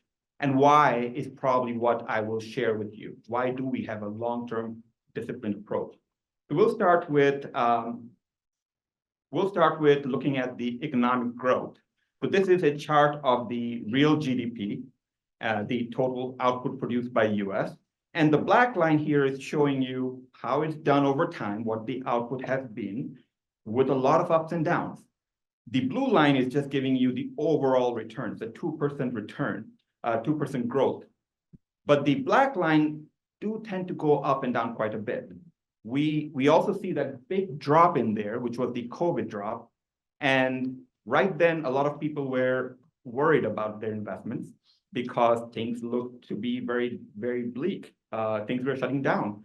People just didn't know how things will turn out. Well, the US economy has been very resilient. We have wonderful companies in the country, and soon enough, it caught right back up and continued in that trend. Something to keep in mind, because there are a lot of economists out there who love to predict what's going to happen next. And yet the predictions don't tend to pan out. We'll see a chart in a bit that shows how predictions have matched up with the actual economic growth. Here's another slide, kind of following in the same vein. We're looking at the consumer price index, which is your inflation. Inflation has been in the news a lot. We saw a little spike after COVID, after shutdown, prices went up. It hit 9%. Those were some difficult times, and it's not all good yet. Prices have come down. There has been some improvement, but it's sticky. We're still seeing prices a little bit on the higher side. Earlier this morning, we were talking about what's keeping these prices up, and insurance costs are definitely something that's not going down anytime soon. It appears. As we move further in our performance chart, you will see why some of our investments are very diversified with inflation hedging products because of charts like this. We try to see a long-term chart and how inflation moves. This right here is something that we've just come out of a very long period of low inflation, and this spike nobody was predicting, and yet we've faced that in a relatively short period of time. Moving forward, the federal interest rate. And so this is the rate that our central bank, the US Federal Reserve, kind of controls the inflation with. When inflation's rising, they ramp up the rate, trying to just cool down the prices a bit. And they did that right after COVID and the inflation spiked to 9%. They increased interest rate quite a bit and have been holding steady. They're still looking, the US Central Bank is looking at inflation numbers and waiting to see when they can start lowering it. It has some impact, and I will touch on that in a little bit. The other chart is the jobs market. It's kind of rounding out your overall US economy picture, and the jobs market in US, it's been pretty low. It's been pretty impressive, but then there was a spike. Nobody was looking for or predicting that, but COVID hit and we had a big spike. We've come back down from there. The most recent jobs report came out and unemployment rate was around 3.9%. So it's looking good at the moment, the jobs market. Oh, here's the chart I was talking about. This is a Wall Street Journal survey. So Wall Street Journal surveys the top economists out there and asks them various questions. One of the questions is, what do you think are the chances that US will be facing recession in the next 12 months? Well, the responses are here, and you see that in around 2022, everybody was ready for a recession in US. It was above 50% chances of a recession. And in a second, you will see what truly happened in 2023. So in 2020, after 2022, with a lot of negative return, we just saw 2023 and even the first quarter of 2024, returns are spiking. After a 24% return for the top 50 names in US, or a negative 18% return by S&P 500, the index that most people often quote when they're talking about US market, was down 18%, up 26% in 2023, and up another 10.5% first quarter of 2024. This just goes to show how you can't really predict the next year. Economists were all talking about recessions on the way, definitely coming, or rather 70% believe there's a recession right in the horizon, and we delivered double-digit numbers of return. So this is at the top of Westpac mind when we try and design our portfolio. They're not designed for 2023 or 2024 or 2025. We want to be long-term, as Jake was talking about in his analogy of the puck. Same goes with our overall portfolio construction. We want to produce returns that really stand the test of time with little ups and downs along the way. Moving forward, I wanted to quickly touch on the S&P 500 returns. And it's really a lot of numbers here. I didn't expect everybody to be able to even read all this, but what I was hoping you can see is just how unpredictable movement. There are a lot of inflection points along the way. It's not all straight line heading up. We like to believe S&P 500, US economy has done well, US markets have done well. If you just invest in S&P 500, you are in it perfectly heading up. Well, you have head up clearly in these numbers, but it came with a lot of noise. The one thing that is hardest here is to determine when it's going up and when it's going down. If I could take this and match it up with the economist predictions for when the recession is going to happen, you would see them completely not mismatch. Because when they say it's going to go up, it seems to go down, and vice versa. Maybe that's the way to go in investing. I'll move forward. I want to talk a little bit about the Magnificent Seven. Everybody's talking about it. I'm not the only one. And it's very closely linked with the AI high that's driving market. NVIDIA, Facebook, Tesla, Amazon, these names have done amazing in 2023. What they have done is really made the market very concentrated. And the reason for that is, I'm touching on S&P 500 again here. It's the most common index that we talk about when we're talking about US economy. The S&P 500 is what we call a market cap weighted index, which means the companies that have the highest market cap, they get to have the highest proportion in the benchmark, in the index. The 7 names really quickly grew to be really high valuations. High prices, stock prices ramped up. NVIDIA in particular, well, had a very meteoric rise in this. And what they end up doing is turning into a big proportion of S&P 500. As of December 2023, the top 10 names in S&P 500 was at 32.1%. And if we look at end of March, we were actually just looking at that earlier, it's 33 plus percentage. That means 1/3 of your entire US economy investments are, if you go with S&P 500, are put into just 10 names. That's it. If you have seen S&P 500 and the way it moved, it feels awfully bullish and optimistic to have so much of your eggs in one basket, if you would. So something we're keeping an eye on. It's not a new phenomenon in US market that we have a concentration. It happened once before in the recent history, was during the tech bubble. So in 1999, 2000, we had similar concentration of market happen. And people became extremely optimistic about the market. Everybody was talking about which tech stock to buy quickly, because you don't, I think the current term is FOMO, you don't want to miss out, the fear of missing out. Well, we see there between 2000 and 2016, the market slowly broadened out. It wasn't concentrated to just the top names. And when I see charts like this, it makes me feel good about the fact that at Westpac, we are a little bit more diversified.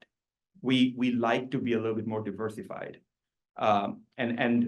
We invest in Russell 3000. 3000 gives you a bigger set of names to invest in. Our investable universe is bigger than the S&P 500, which is just the 500 large companies. And if you look at our spread, it's spread out a lot more. We still have very high allocations to the top names, but not at the level index has it, the S&P 500 in particular. Just to demonstrate how big the 7 names have gotten, the market valuation of these 7 names together is now higher than Japan, UK, France, and China altogether. It's pretty significant growth here. I want to quickly touch on a concept here that's usually not discussed, which is an equal cap weighted index. What S&P produces is as a market cap weighted. The biggest company get the biggest proportion in the index, and that's understandable. That's what everybody uses. But they also produce an equal cap weighted index. Not a lot of people use it. What they do is they give every company of the 500 companies equal weight just to see how the performance would be. And then if we take a look at since 1990, the last 25 years, did the market cap weighted index do well, or did the equal cap weighted index do well? And it's actually a bit of mixed bag here. The peaks you're seeing and troughs here, the green ones are when market cap has been outperforming the equal cap. While the black peaks are when the equal caps outperformed the market cap. It's not always one way or the other. The market does not necessarily always behave to help out the bigger guys. The smaller guys also outperform for long periods of time. If you are able to read the box, the first portion, the first column says the share of periods outperforming equal cap weighted index outperformed 53% of the time versus 47 for market cap. So it's pretty remarkable and something we look at quite often. I want to switch a little bit away from US and also talk about international markets a bit, because international markets have also seen a cycle. We have had a long period during which international markets underperformed the US market. What we're seeing here is how does MSCI EAFE, which is an index of developed markets in outside of US, compare to MSCI USA, which is the US market. And similar to that market cap and equal cap weighted index, we are comparing here developed non-US versus US.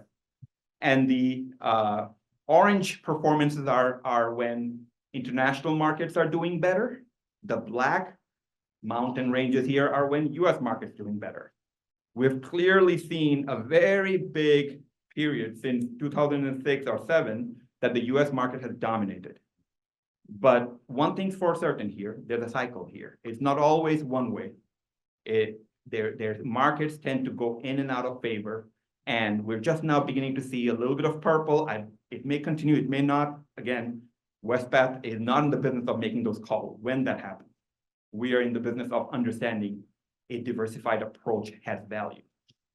I have a question. I don't Yeah, know if you please. can answer this, but how much impact do you think the U.S.'s economic sanctions against countries like Russia and others play a role in what we're looking at in terms of the international performance of the United States?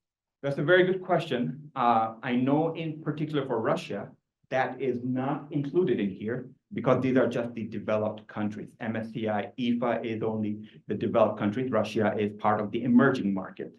But that's just emerging. But your question still stands is, do sanctions have a role to play? I would imagine very little, but I don't know exact answer offhand. Because in developed markets, we don't see as many sanctions playing out. So yeah, unless anybody else knows anything, but I don't believe that's a big. Well, that's a very reasonable answer and a good answer, so thank you. Thank you. Please do interrupt if you have questions. I'm keeping with the international US team here because these slides, again, apologies for a lot of numbers, a lot of squiggly lines, but there is a story here I wanted to tell. We are comparing on the left-hand side here, something called price to earning ratio. It's the way we try to understand if the company's prices match up with the earnings they produce. That's a valuation. We talk about whether something's expensive or cheap. When PE ratios are high, that means that company's expensive. They're not producing enough earnings to justify that high price. We're comparing the PE ratio of international markets against US market, because these markets also can be expensive or cheap compared to each other. The PE ratios for international market typically is at a discount to US market. Right in the middle, somewhere around 16.5%, we see an average line. That is how international markets typically behave when they are compared against US market. It trades at a discount, but not that much of a discount. We are seeing what we call 2 standard deviations of drop. International markets are trading at a lot cheaper right now. While on the right-hand side, it's another way of understanding whether a market's expensive or cheap. It's the dividend yield. International markets do give out dividends, and their dividend yield, which is dividend as a proportion of their price, is quite good. It's looking quite good compared to US market. What these tell us is that if you are in the market of buying and selling cheap and expensive goods, well, this is a basket of good, the international markets that are cheap right now. And in investments, you often want to think about, are you buying good? Are you buying well? Are you buying it cheap as opposed to expensive? And international markets to us appear a lot cheaper right now. I wanted to touch on something that will be remarkable to you. This is a picture from 1989. Back then, Japan seemed to have it all figured out. Japan made up 6 names out of the top 10 worldwide as the biggest companies out there. In fact, the 4 biggest names were Japanese banks. And if I move one more slide over, that 1988, you see the spike, that was the Japanese market. It had a Japanese market was humming along, it was doing wonderful. You heard stories about Japanese companies buying real estate all over the world. And then people didn't expect things to change, but things change. And suddenly we have 3 decades of what we call the lost 3 decades of Japan, because it has dropped from that peak and has not reached that peak yet. It's getting close, but that is just a reminder of how we should have humility in investment, understanding things that are up do not always go up. They tend to all oscillate. There are cycles in market, and we have to keep an eye towards that. And the only way to do that is not think we are able to time it, when to get out, when to get in. Rather, just be diversified. And that's why I like the diversified long-term approach. So I wanted to switch to now fixed income a little bit. The fixed income market has also seen quite a lot of movement. When the US central bank is raising rates, it has a lot of impact on the fixed income market. Here we're looking at 2022, and fixed income markets struggled a bit. I've put commodity index in there just as a little bit of perspective that commodities, while they're not your typical fixed income products, they do play a role in our inflation protection fund. They help hedge against inflation. But if you look at the rest of the names there, 2022 was a difficult year. 2023, they kind of bounced back. Some markets did well. JP Morgan Emerging Market Index was up 11%.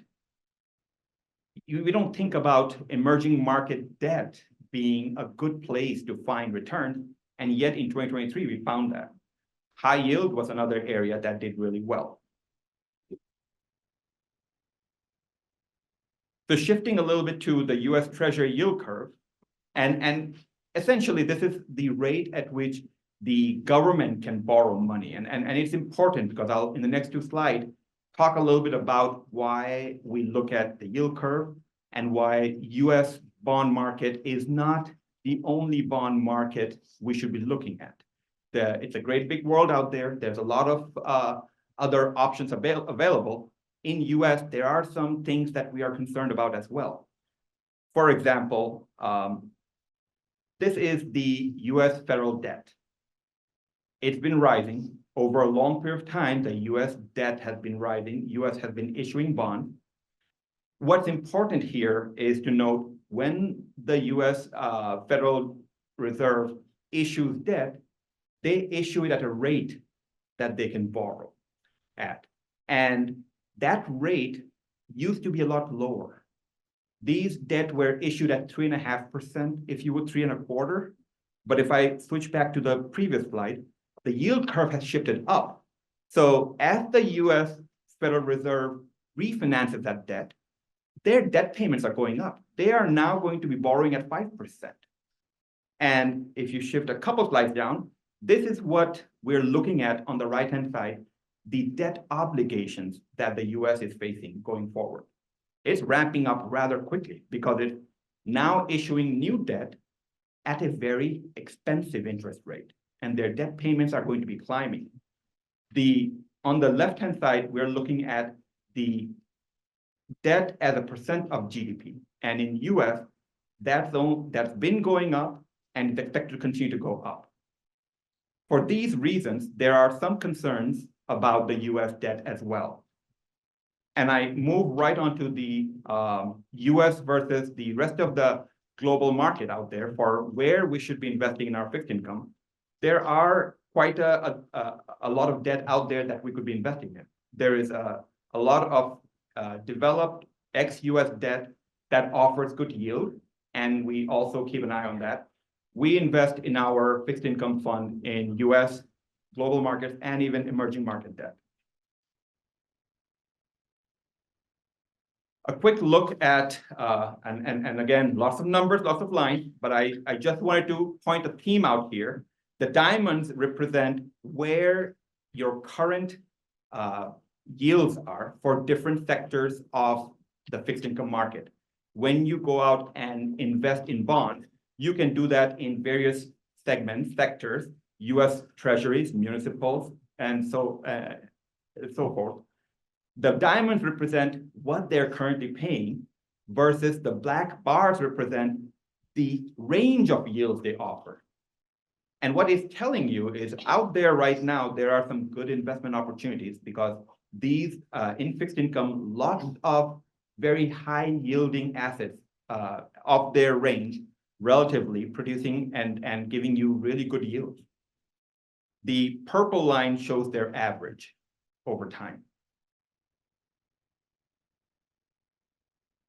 So earlier we talked about the US output and economists' predictions. And after telling you how they get it wrong, I'm giving you, this is their 2024 prediction. I'm not suggesting you take that and quote it or do what you want to do with it, but figured I'll share. Experts are saying GDP is going to be 1.7% for 2024. Inflation is going to 2.7%. So far, that number is already looking very wrong. Inflation's been sticky. Jobs at 4.1%, and rates close to 4%.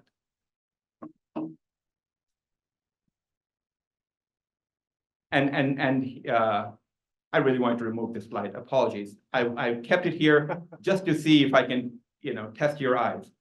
But the black line represents the growth of US economy. And it's been growing consistently, even though economists keep telling us, oh, inflation's coming. Every couple of years, there will be fear of, not inflation, recession's coming. And every few years, they would point out, oh, chances of a recession right around the corner. And yet, US market has been resilient and have climbed. This is a US GDP compared to other large economies, GDP. Again, not expecting you to read the numbers, but just wanted to show you shades of green and orange. On the left is purchasing managers manufacturing, and on the right are services. In summary, these are the manufacturing and services industries of US and how they have been doing. Manufacturing has had a difficult 2023, but it's slowly coming up. 50 plus are good numbers, and it's been a little bit under in 2023, but manufacturing in US is looking better slowly, while services have been good, have been about 50. And we are obviously wrapping up Q1 corporate earnings, so it's important to keep in mind corporate earnings are for the S&P 500 are expected to be positive. So even though I have shown you some slides about look how expensive US markets look, the companies do seem to have still quite a bit of earnings predicted for upcoming year and 2025. And so it's not all bleak about US market. It's done really well, but there is no reason to believe it will necessarily now turn south, if you would. earnings that for companies are expected to be quite profitable.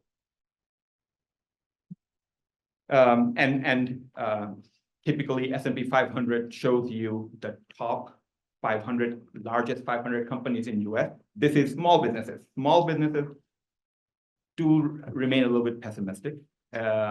Higher interest rates have hurt them a little bit as they have borrowed against higher rates, and they struggle. But again, market cycle, and we expect the numbers to keep moving up and down. We continue to remain diversified. Yes, Todd.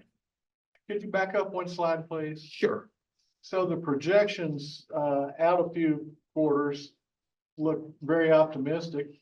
How do those numbers, if we could go back several more years, how do those numbers compare with earlier 21st century numbers? Higher.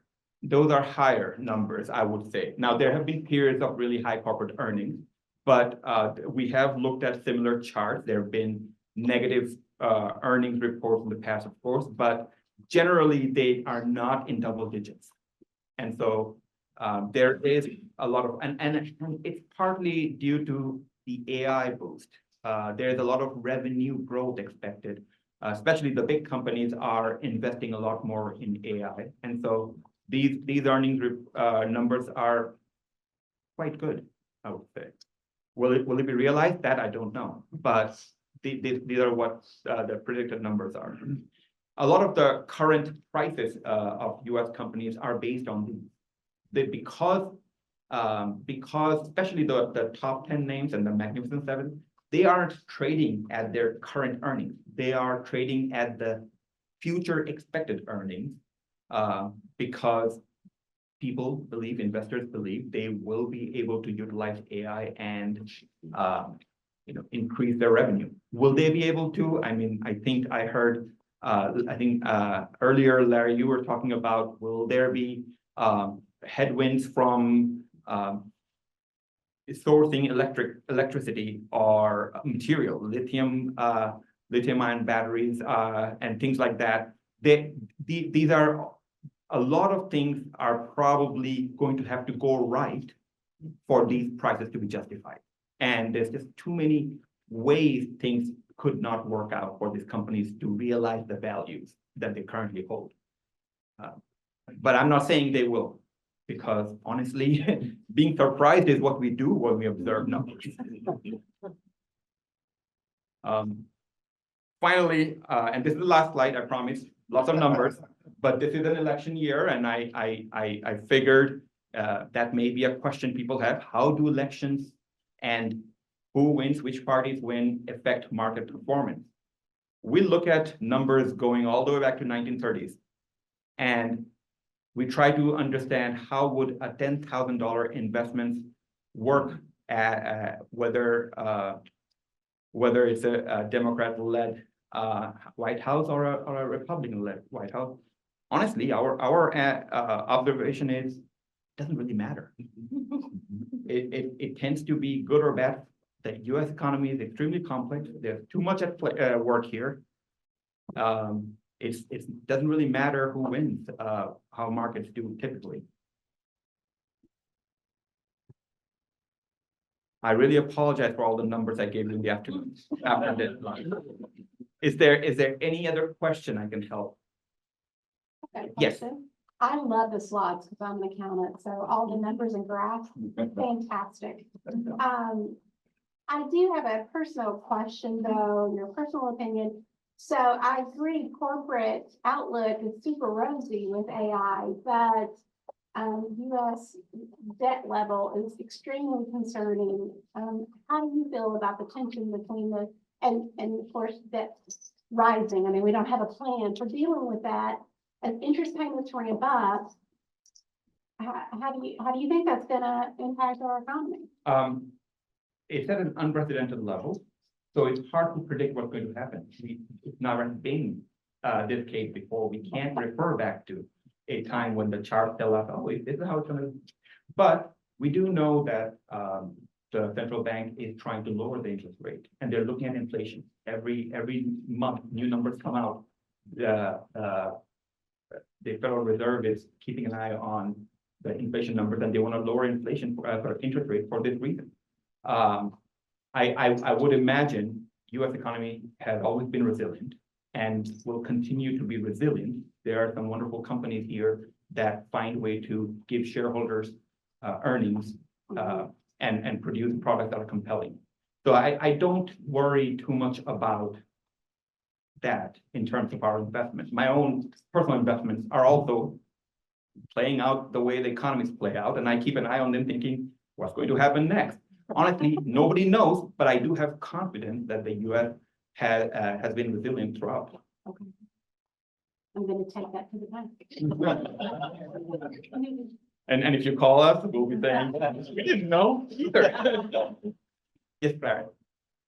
Could you discuss for a moment, could you compare for a moment how the US economy compares to European or Asian economy with respect to inflation, recession, et cetera?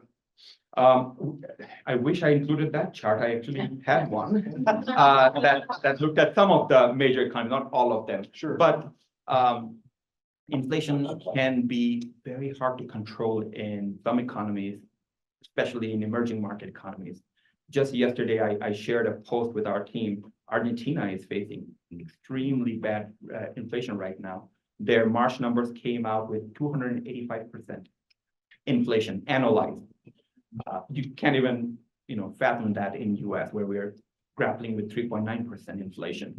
And they had to issue a 10,000 peso note, which amount to US $11, because that's what they're grappling with.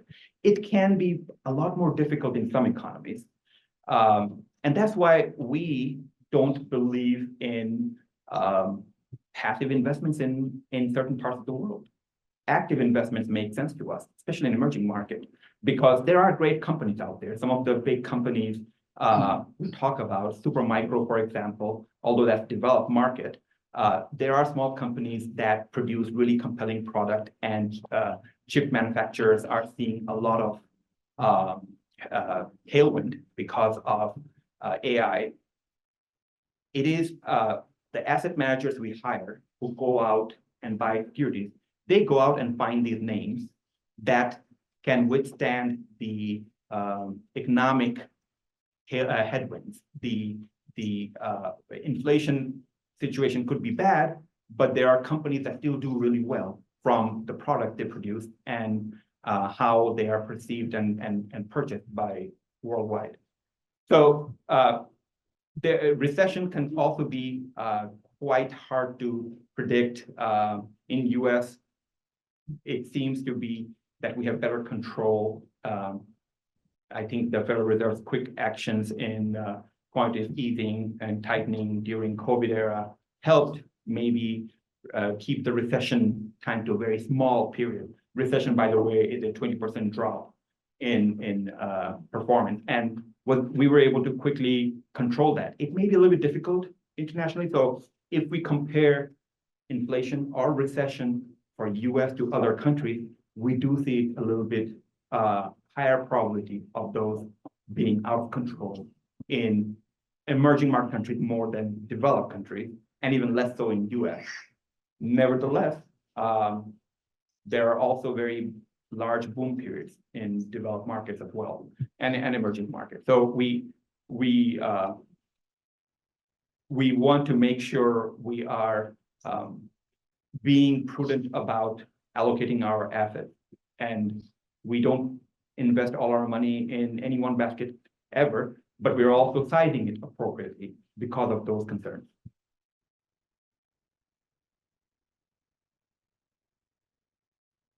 Any other questions? Yes. Excluding a nuclear war, what is the largest threat to economic stability in the United States in, let's say, the next 5 years or so? The biggest threat to United States market. Economically. Are you talking about the stock market or? Assuming that the markets represent the economy to Yes, investors. And you're correct. In US, they are a lot more tied than in other countries. In countries like China, we see economic growth completely detached from shareholder value creation. Here in US, when economy does well, shareholders get more of that back in terms of their value. But in other countries, economy can do good, but shareholders still don't make money. So you're correct. Economy in US is definitely a lot more tied with the shareholder value creation. And the biggest threat, apart from nuclear war, to me would be just market corrections would be, I wouldn't say a threat. I would say markets we see always oscillate, and there are corrections all over. We have seen that in 2008, there wasn't a nuclear war, but markets saw big corrections, big drop.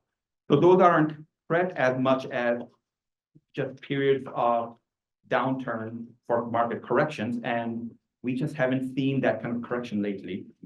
So that I worry about personally more right now. I'm sure there are lots of small threats. I think that we don't know how the debt payments play out. That worries me, but again, no way to tell how that's going to play out. That's one thing where US can keep printing money and you can keep seeing that go up and up. We haven't seen that play out in the past. No way to tell how that will impact. But yeah, unless anybody else can think of a better answer, I don't really know how to predict that. So your number one is the debt bomb. That is pretty concerning. If inflation suddenly spikes again, the Federal Reserve will have to raise rates again. That's their only tool and quantitative easing. And if they do that debt payment and that debt as a percentage of GDP will continue to rise. When do they fix it and how do they fix it? I don't think they even know. I don't think I think they're kicking that can down the road here. And will that need to be addressed, or can just keep printing money and kicking the can down the road? That's the hard part to understand. That is concerning, but I'm not sure necessarily something that needs reckoning very soon.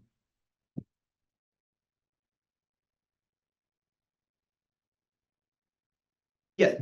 I'm not exactly sure how to word this, but with the active investment strategy, so when the market's not doing well, do you move to exclude the companies that aren't doing well, or do you keep them with, like, the market going upward in general in mind? That's a very good question to ask at the moment, because I think I should have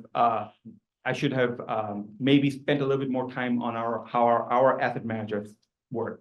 We go out there and hire asset managers, and we ask them, how do you, when will you sell this stock? And if they tell us, I really like this company because they have very good profit, they have very good people, they have very good compelling product, and they're putting so much money in investments, and they have identified something about the market that is really compelling. If they then come and tell us, oh, we just sold this company because the stock price went down, we're not going to be happy with the asset managers, because prices do go up and down. Tell us why you got it wrong, not why the price is down.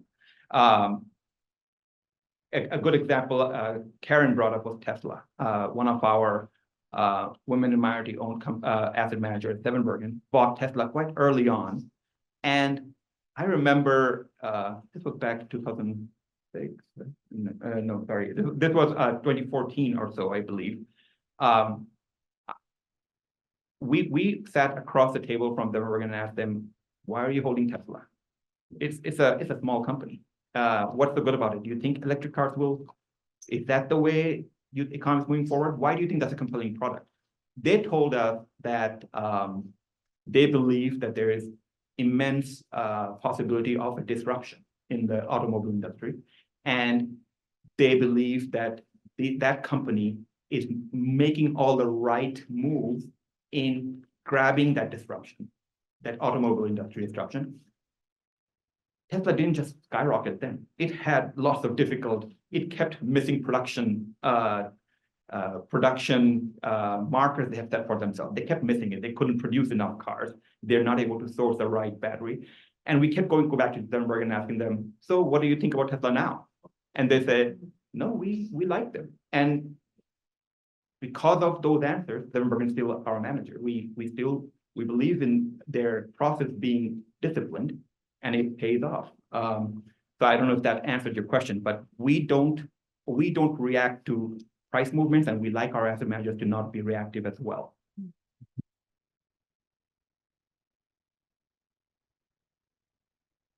Any other questions? Well, thank you, everybody. I hope this didn't put you off, please.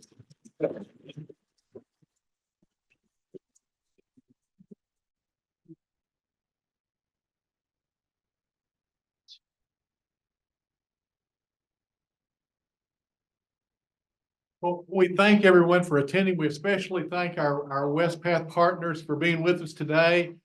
Karen had to leave a little early. I think one of her daughters is playing volleyball and in a very important tournament, and she was trying to get back in order to see that. But Jake and Raj, we thank you very, very much for coming. We very much enjoy our partnership with you. Our partnership with you, we especially appreciate and we thank you for. And I think that concludes our program.